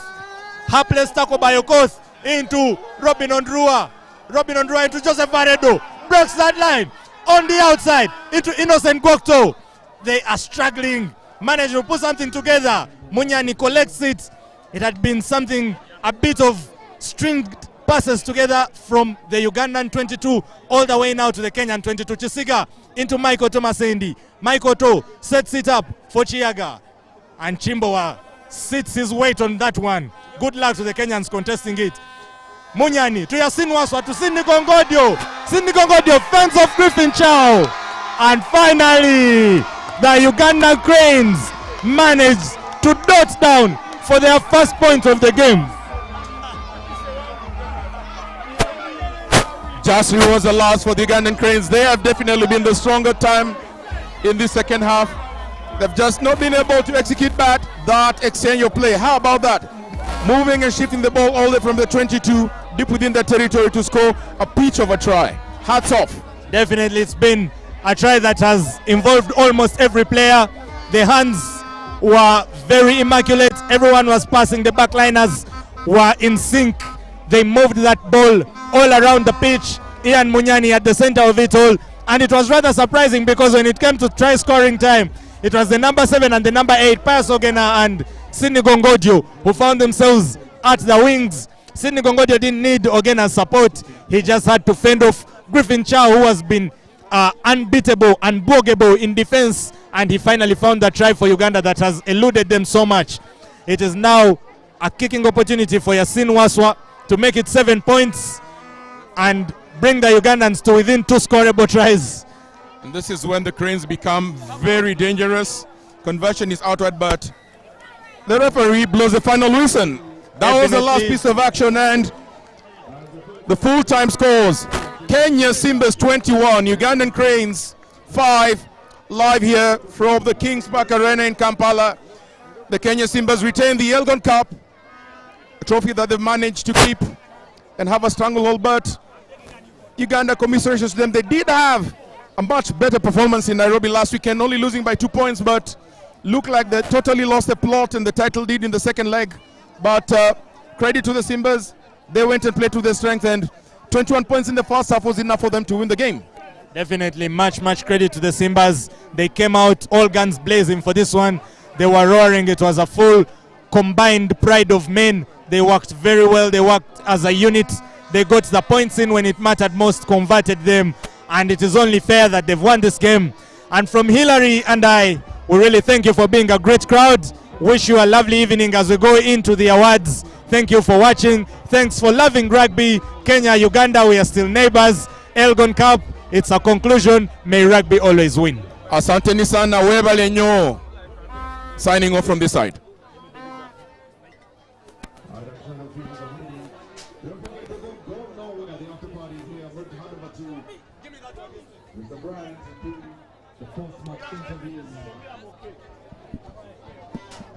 The award ceremony.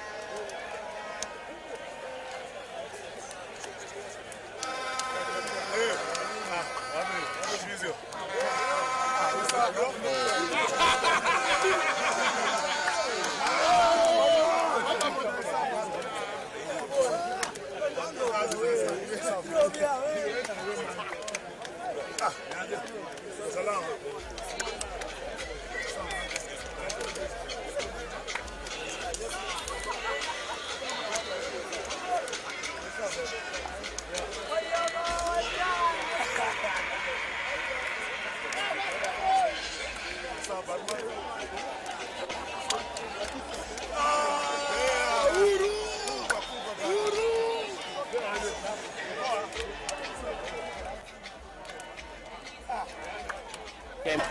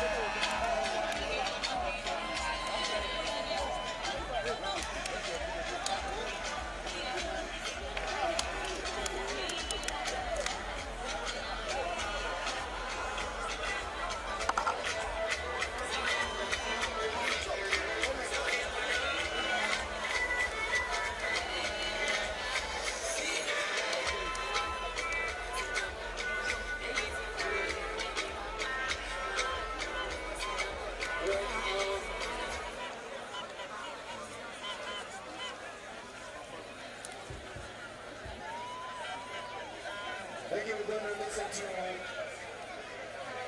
the Ghana captain, Conrad. Not the result we wanted. Why do you think we lost it?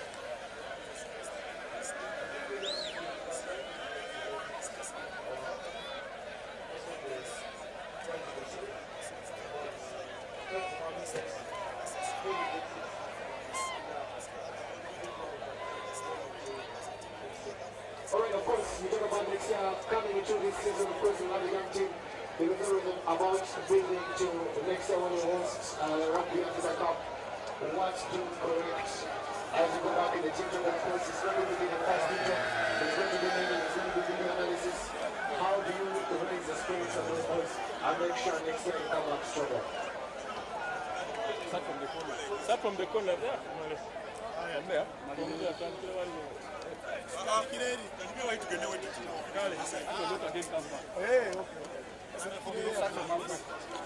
from there.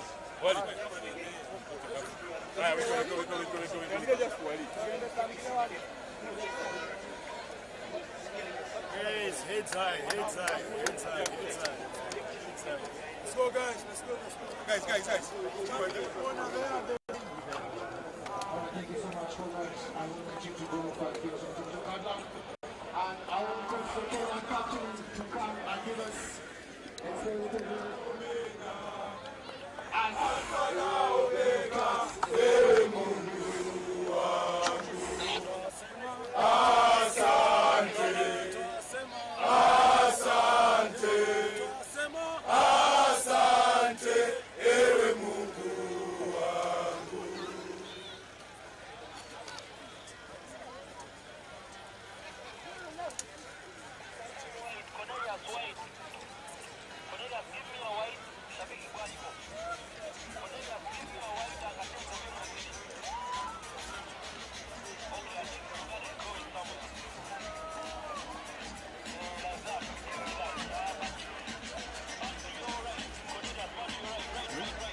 something?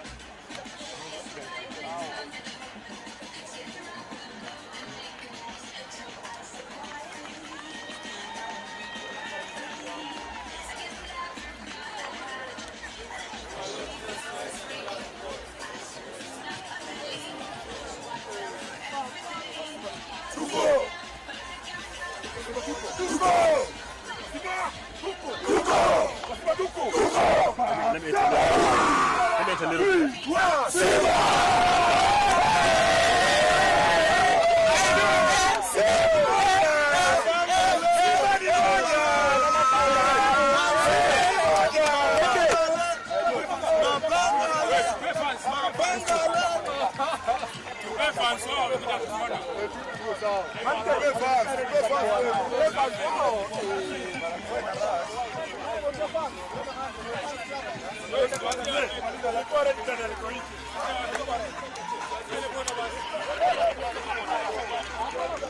I think let's send now first. I want you to take it over. Shabiki kwani kwa shabiki ni nawe.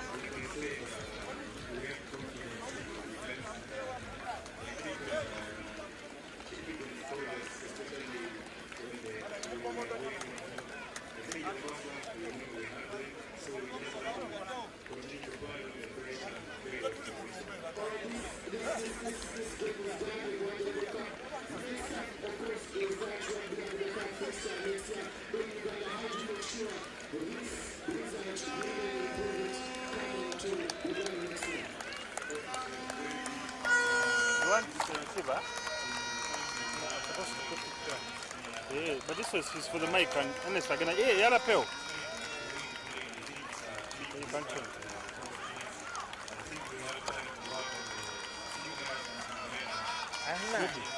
Somehow, we can't flag it. At least there's a new wound. It's full of volume. What kind of win? You throw on the back of the wound. Second half, eh? What do you think? The second half, and they always play a good second half. But that is not their effort. Because you played a good second half doesn't mean, or if you know that you play a good second half, it doesn't mean you should play a shitty one. First half. So, second half is not our problem. Our problem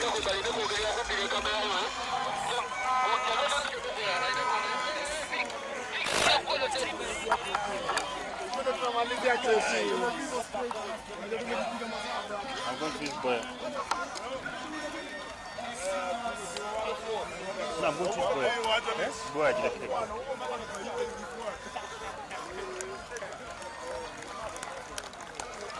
Wait, should I go to Honest now?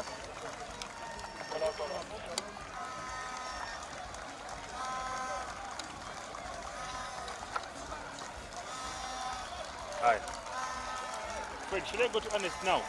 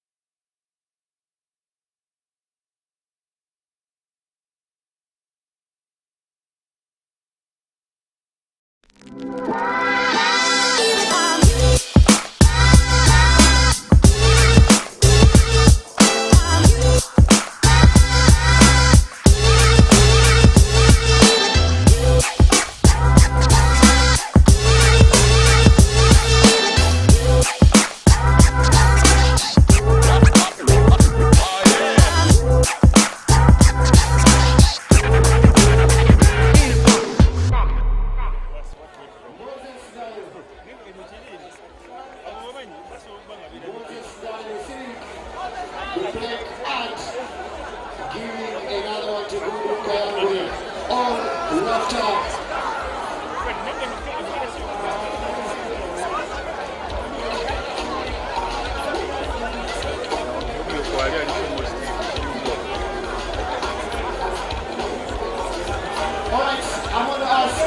it was a hard one for us, but kudos to the boys who managed to get the win.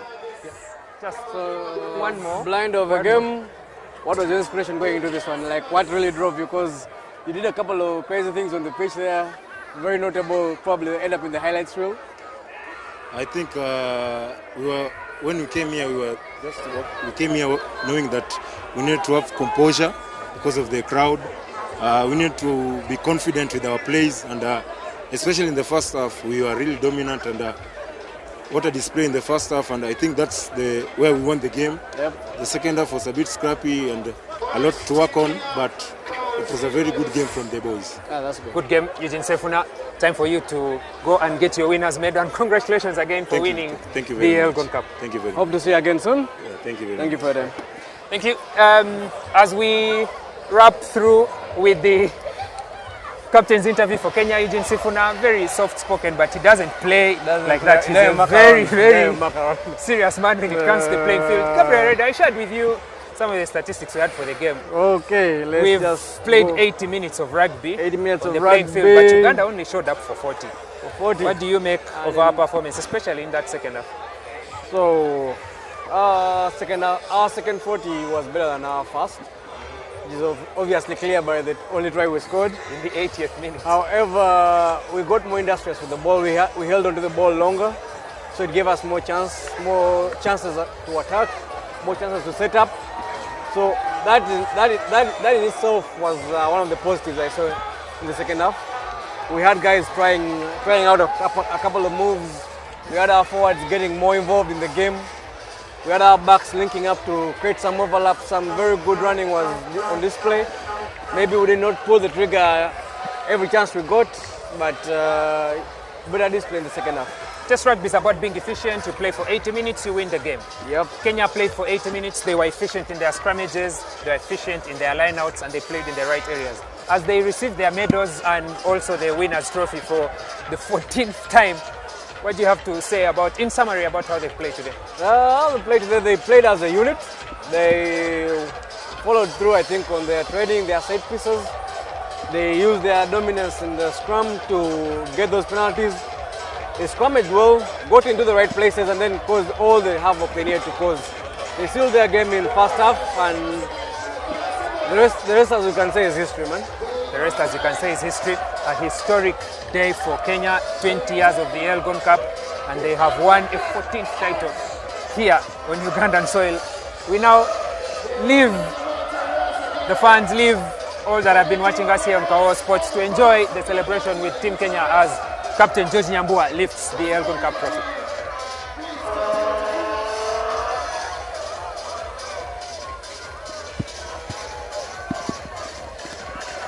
So, in brief for we all wanted that soft yellow glow of a subdued sun in your hands.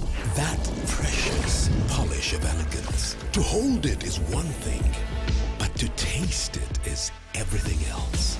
Relish the satisfying taste of a beer, unmatched in quality, unmatched in consistency, and with 23 Global Gold Awards. A beer unmatched. 19 of those.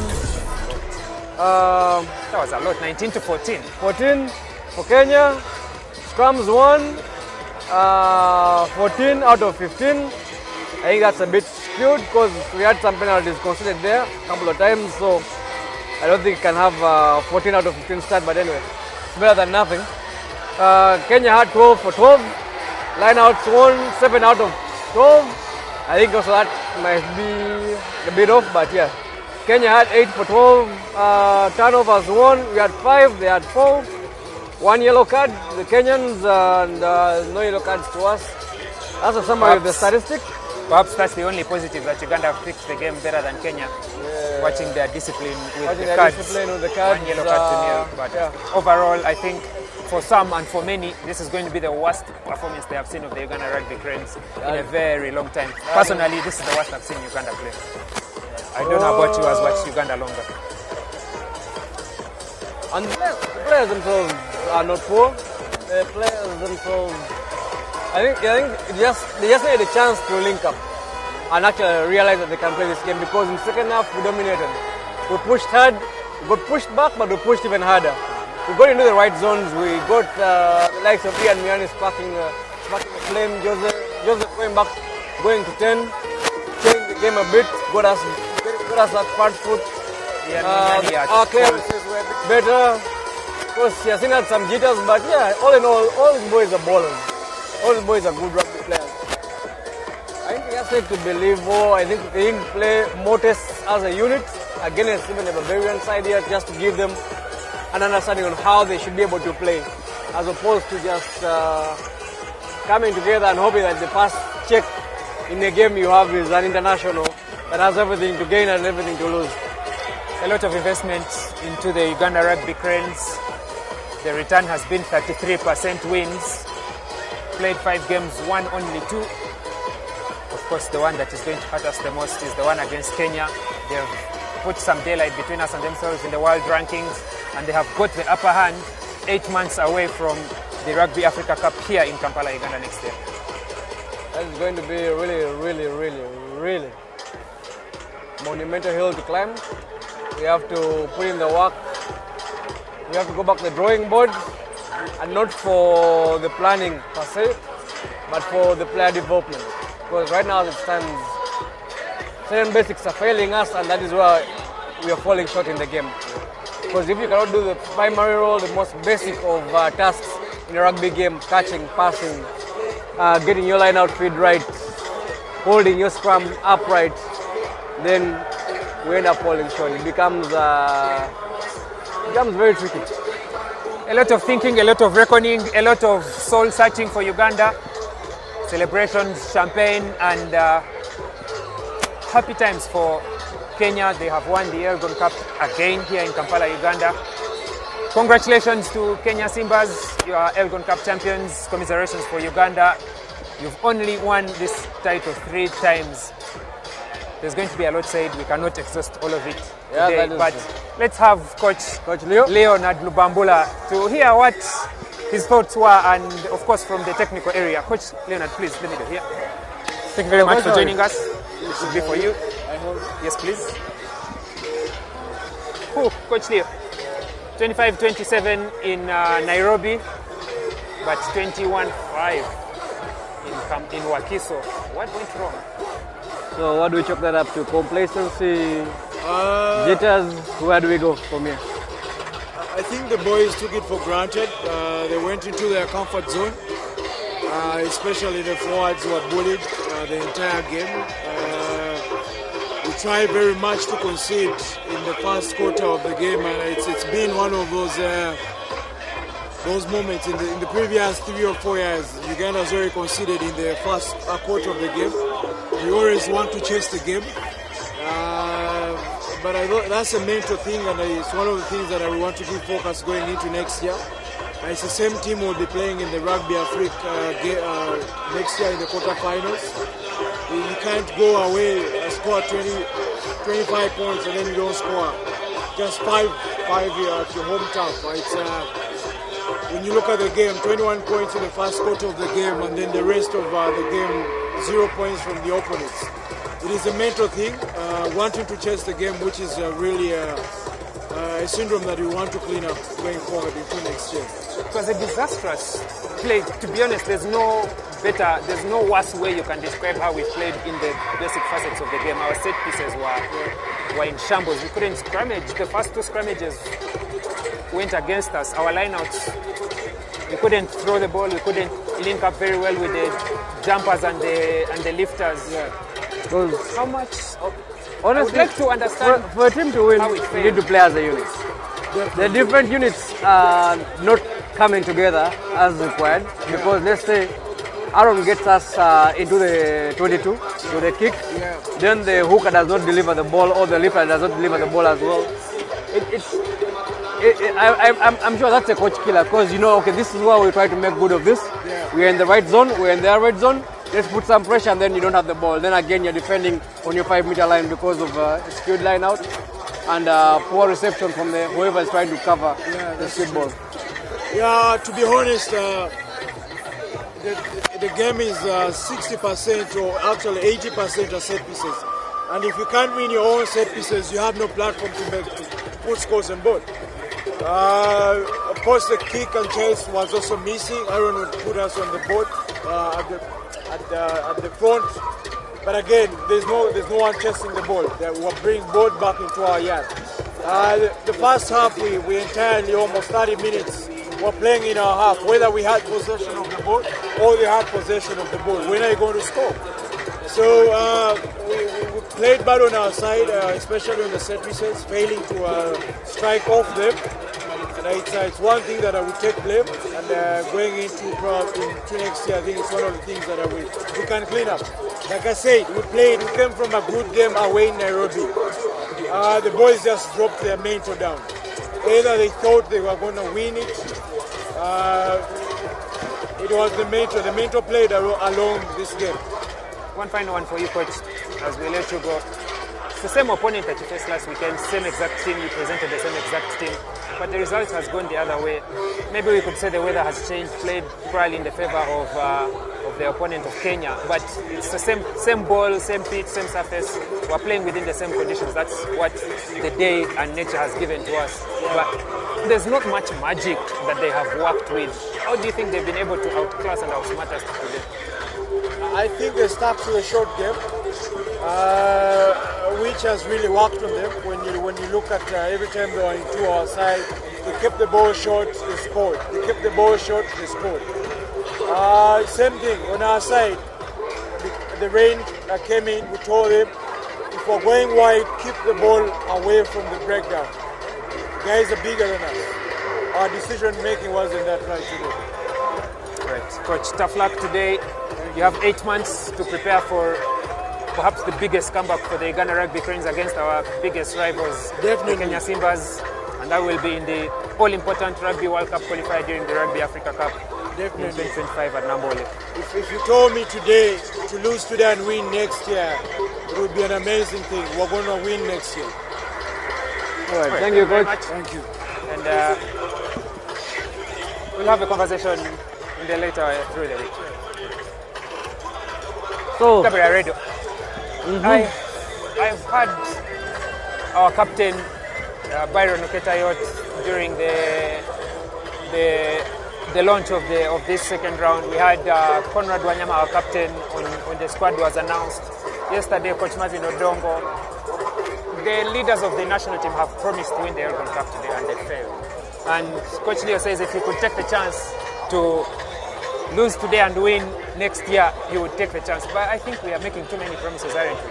Do we have the ability, do we have the capacity to break this voodoo of losing games and get over the line? Before you let him go, I actually had a question for him. I wanted to ask him what's the plan for player retention, because some of these guys are aging out of the system. Some of them don't feel like it. Some of them might not feel like this is what they should be doing at this age or this late in their rugby careers. We are still working, my dear. I'm working, monkey. So, if I may interrupt, that is Joseph Aredo's daughter. She came to as check passionate as they come. Yeah, as passionate as they come. Anyway, so my plan was asking them about player retention, because right now we need to build something that these guys need to want to be a part of. Some of these players may not feel that way right about now. That's something I can attest to. Coming from a coach who's always fighting uphill battles, I'll tell you this. You need to retain players, and on top of retaining players, you need to have players that are willing to stay in the system and fight for you. Do they have that? We need to find out. Right now we're getting the Kenya SIMBAS coach, Carlos Kachwa. I sat behind him, so I would love to hear how things were from his own perspective. Coach, please, if you could please join us. Oh, this which side? In the middle here. Coach, you expect enough followers? That's a good one. Congratulations, this is for you. Okay. Speak through this. Welcome back from 80 minutes. We expected it to be a tight contest, but you've simply outclassed and outsmarted Uganda, haven't you? Yeah, well, first and foremost, I think all credit goes to the players. We had a very good look at the game last week. when we played, and I think we found loopholes and mistakes that Uganda had showed, and then fortunately for us, they didn't even change much into their team. So we just knew that coming into this game, they'll probably bring the same game and want to contain us in our lineouts and scrums. So we looked for a different place to attack, and I think it worked very well first half. But there were quite a lot of unforced errors from our side. I think we could have closed the game in the first half as well. But decision making, I mean, also must remember, it's quite early in the season for us in Kenya. So guys were still in off-season, pre-season. So it's not an excuse, but there were quite a lot of comedy of errors. Yeah, at least you're early in the season here. The season hasn't even kicked off. It's just about to kick off. So we'll just drag guys out of the 7s locker and throw them into the 15 setup, and you're like, let's go. However, that takes nothing away from your game. You guys really played well. Eugene Sofuna had a very massive game out there. Coach, I'd like to ask you wanted to ask? Okay, so let me ask. Looking at the 8 months, in 8 months' time, you play Uganda again. A lot of changes are going to be made, a lot of players coming in, depending on the season, because now the season is kicking off, then you're going to look at all the new players that are flourishing and everything. Are you going to maintain the same setup, or are you going to dilute it and then run this up again? Look, we've got quite a large group that we are looking into, but you know, from the last previous game, we spoke about consistency and continuity. Because of the nature of the 8 months you're talking about, it's a crucial game, very important for our union, very important for Kenya, that we come out guns blazing. So it is very hard for us to start diluting, because the work that we've put in with these guys, you know, it will take another close to 3 months to get the new guys coming in and understanding the setup. So there's a lot of process and procedure that goes into preparing a squad, especially for qualifiers that we are going into next year. So I do not think we want to look outside our scope. I think we want to look at also now getting friendlies, to look at the fringe players, you know, get into some camps and proceed with the guys. So we do not want to open ourselves up for could have, should have, or shouldn't. Just stick to what we have, and we work hard on that and then proceed. Coach, specifically about today, you mentioned that you understood where Uganda had played well, where they were doing well, but you identified some loopholes. Could you please share some detail on those loopholes? Maybe we could understand how you are able to put up such a brilliant performance. Yeah, look. And is asking for trade secrets. Yes, you see. So that next time you can catch us on that, eh? Yeah, you're being smart, eh? No. But look, like any team that goes and does its analysis on the opposition, surely we found some key weaknesses. I mean, in the scrum, for instance, Uganda had a very good scrum last week, but we identified that we were not working on the second shove, and which is what dominated in this encounter. And I mean, on the line out, we saw a lot of inconsistency in how they defend their line out. So we just worked on, because they were very indecisive whether they want to engage or contest. Yeah. So that is very clear. We just made it clear that, you see, guys, let's make sure we work hard on those set pieces, and then when we get that opportunity, we dominate, you know. And I think also that one thing that let them down a bit is also their first time tackling. So we worked really hard on that one extra pass, you know, because they were not making first time tackles. So look, there were quite a lot, but we couldn't expose them as easily as I said previously. We had a lot of unforced errors, because there was time where we could actually suck them in, and we had overlaps. For some odd reason, the ball would just be knocked, you know. So, yeah, we had quite a very intense look into the game, and those are the little loopholes which I can't mention right now. That is true. The same ones we saw. So anyway, hopefully you get to enjoy this night. Enjoy the short break you're going to have, the short window. We do not want to hold you longer than we have to, unless Alice has something else to ask you. I just have one final one, Coach. The ELGON Cup has been, it's a historic competition between Uganda and Kenya. Yes. Started in 2004, 20 years of history. Yes. Apart from today, what is one of your most memorable moments in the ELGON Cup? Look, fortunately, our head coach had gone and done and dug deep about this ELGON Cup. And you know, the first game that was played was actually here. The guys, Kenya and Uganda, had white jerseys, you know. And somehow, somewhere, the Ugandan doctor, because now they were the home team, they had to bring a new strip. You know, there was no cars, nothing back then, you see. The next jersey was about 50 kilometers away. So the doctor took medicine, diluted some things, and I think they put the jersey in that. But I think this is where... So they dyed the jerseys? They dyed the jerseys, yeah. It was one of the phenomenal stories I've heard about the ELGON Cup. Now, this is why today Uganda wears the black, because in that particular day they were wearing white. So our coach told us that they were busy doing that. Okay. So that's how the black came about. The black comes about. Yes. Understood. Coach, thank you very much. Thank you, guys. It has been such a dominant display. We expected a close encounter, but you've swept everything that there was to sweep. Congratulations again, and thank you. I lost my money in the bookies last week. I thought last week, and then I said this week it's going to be close. And you've lost this week. I've lost this week. Because I thought it was going to be close. Thank you, guys. We'll see how the Rugby Africa Cup will go next year. Ah, definitely. Perhaps according they always say many will deposit, but very few will withdraw. Thank you, right. Thank you very much, Coach, and safe journey back home. Thank you very much. That was Coach Carlos Kacho, assistant coach, forwards coach of the Kenya Simbas. We've heard from Eugene Sifuna, Kenya Simbas captain. We've heard from Conrad Wanyama, Uganda Rugby Cranes captain. Coach Leonard Lubambula. Have we heard from Conrad? No, we haven't. And I saw just maybe a bit here before before we're on set. Yes. Yeah. And Coach Leonard Lubambula of the Uganda Rugby Cranes.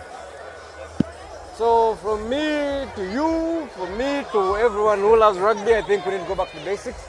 Whoever intends to play this game or who intends to be a part of this game needs to learn that this game, you have to start from the bottom.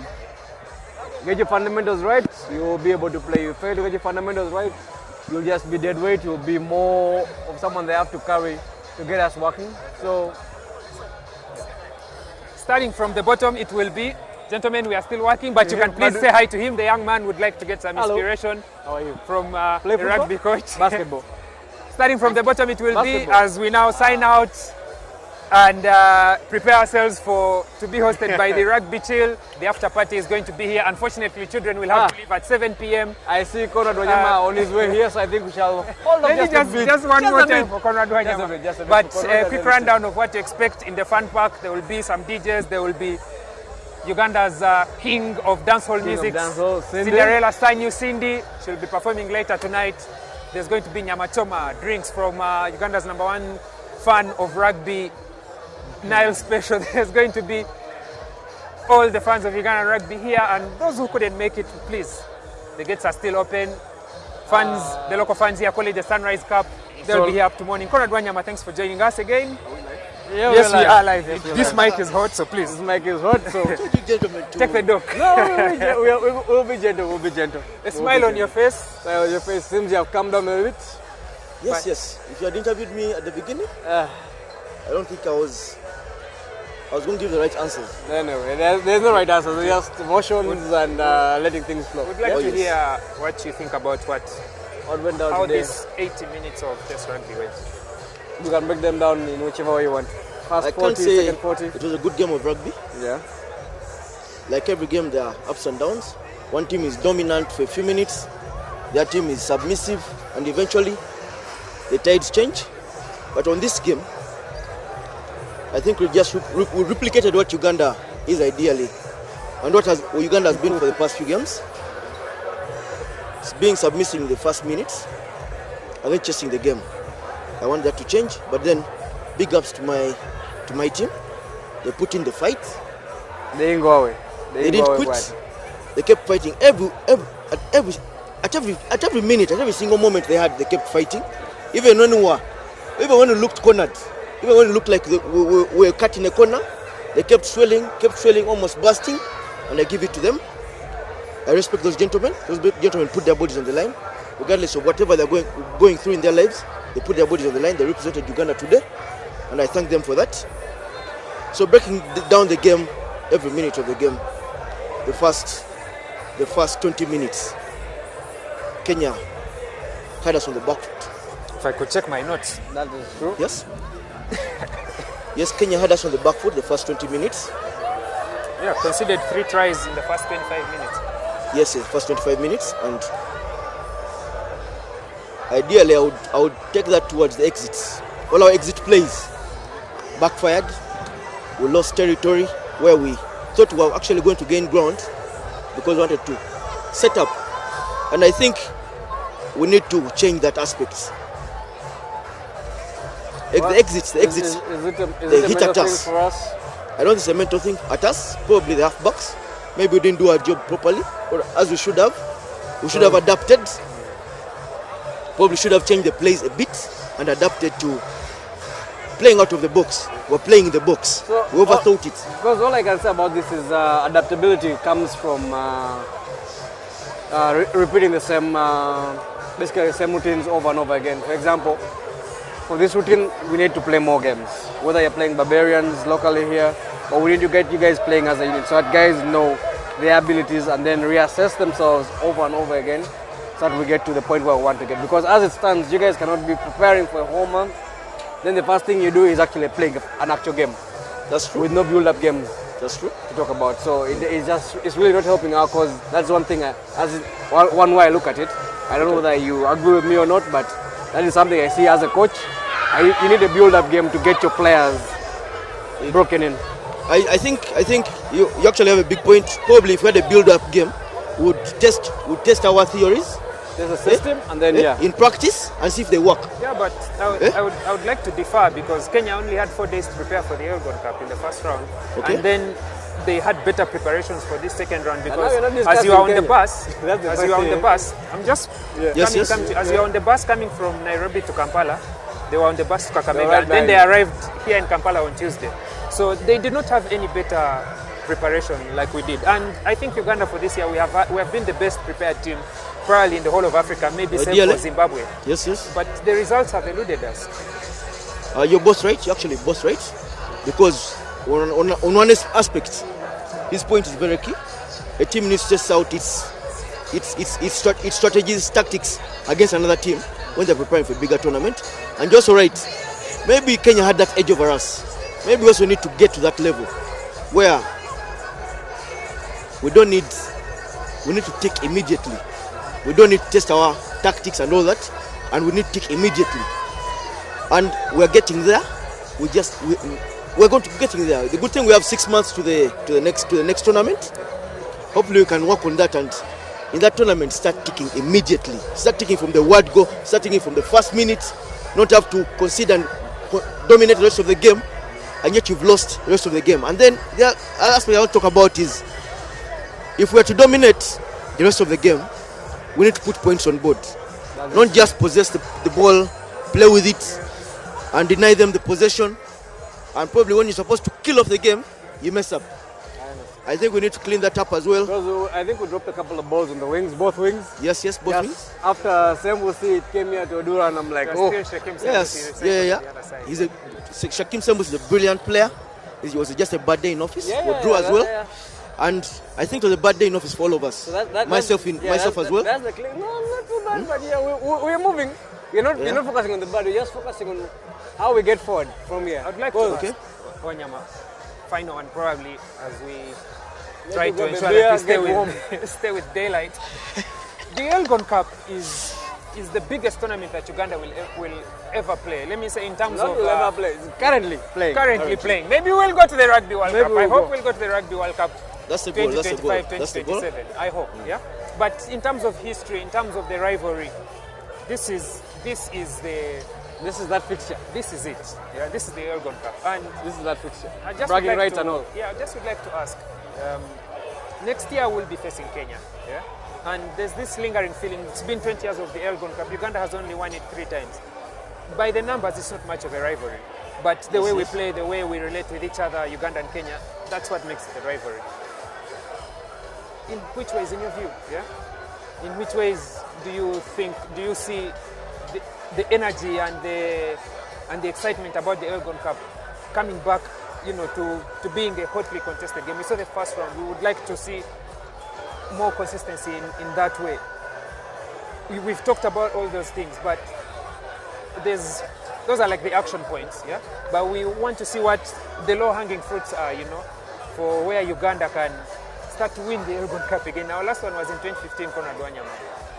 Oh yes, actually, this ELGON Cup marks 20 years since its inception. And I'm seeing the tide change. Because ideally, back in the day, Uganda, I'm not comparing, but I'm showing you how much you're growing. Back in the day, Uganda would concede, 40 points, 50 points. But today, that margin has gone down. Today, Uganda is playing, is competing actually. We're not just participating like we used to. And I think when the trajectory is good, and I know next year, come next year, it's going to be different. It's going to be a whole new Uganda, because we played our opponent time and again. This is a new breed. Ideally, me and a couple of teammates of mine, it's the first time we're getting starting positions in a long time. And I know this is a new crop of players, and I'm going to change that dynamic. I'm going to change the narrative. And you have a very key point. Kenya has been dominant for 20 years. It has been. I mean, they've won it 17 times. They won it only thrice. 14 times. Yeah, 14 times, and we won it thrice. Yeah. The narrative is going to change. I think the next 20 years are going to be so different. You can see the crop of players that we have. We have new players in the fold. They're playing nice rugby. They have matured. They're maturing the system. Some of them are the decisions they've made today and they've made in this tournament have rendered them a starting position probably in the coming tournaments. And also would like to, the conditioning has improved for the Ugandan players. Back in the day, you'd have injured players within first half. Littered all over the pitch. Littered all over the pitch. You'd have about 8 players being carried off the pitch. Yeah, but the trajectory has changed. You can see players can finish a game 80 minutes. So it's a positive note. And rugby in Uganda that's a positive that we can check on our list of things that we need to do. Yes. However, so whatever list that you have mocked up in your head there, yes, would like you to go back, reflect, and then work on ticking all those boxes, because where we want you is not where you currently are, but we know it's a new team, it's a new group of players. We need to give guys time. I know people say that how long will we keep giving guys, but we need to give guys time, because that is just the nature of the beast. And let's see how it goes from there. All right. So, thank you for having me. Thank you for your time. Thank you for your hard questions. You say you my heart is at pain. We're all in pain. We're all in pain. We'll be fine. So, but we take part. We collect the wins when they come. We take the losses when they come. We roll with the planches, and right. Thank you for we are stronger for that. Thank you for having me. Tough luck, Conrad Wanyama, and tough luck to the rest of the Uganda Rugby Cranes. We hope to see a ton of events and better results when you're back together as a country. Thank you very much. In whatever form it comes in today. Yes, we are still like whether it's now special. Yeah. All right, thank you very much, Gabriel Redo. We would like to sign out. Thank you, ladies and gentlemen, for joining us here on Kawa Sports for this live broadcast of the 2024 ELGON Cup. Kenya have emerged champions again, beating Uganda on home soil by 21 points to 5. We would like to close it out here and go to the fun park and enjoy ourselves, courtesy of the good people at the rugby team. Now the ball head is called them out. Peace. Gold. We all want it. That soft yellow glow of a subdued sun in your hands. That precious polish of elegance. To hold it is one thing, but to taste it is everything else. Relish the satisfying taste of a beer, unmatched in quality, unmatched in consistency, And with 23 Global Gold Awards, a beer unmatched in gold.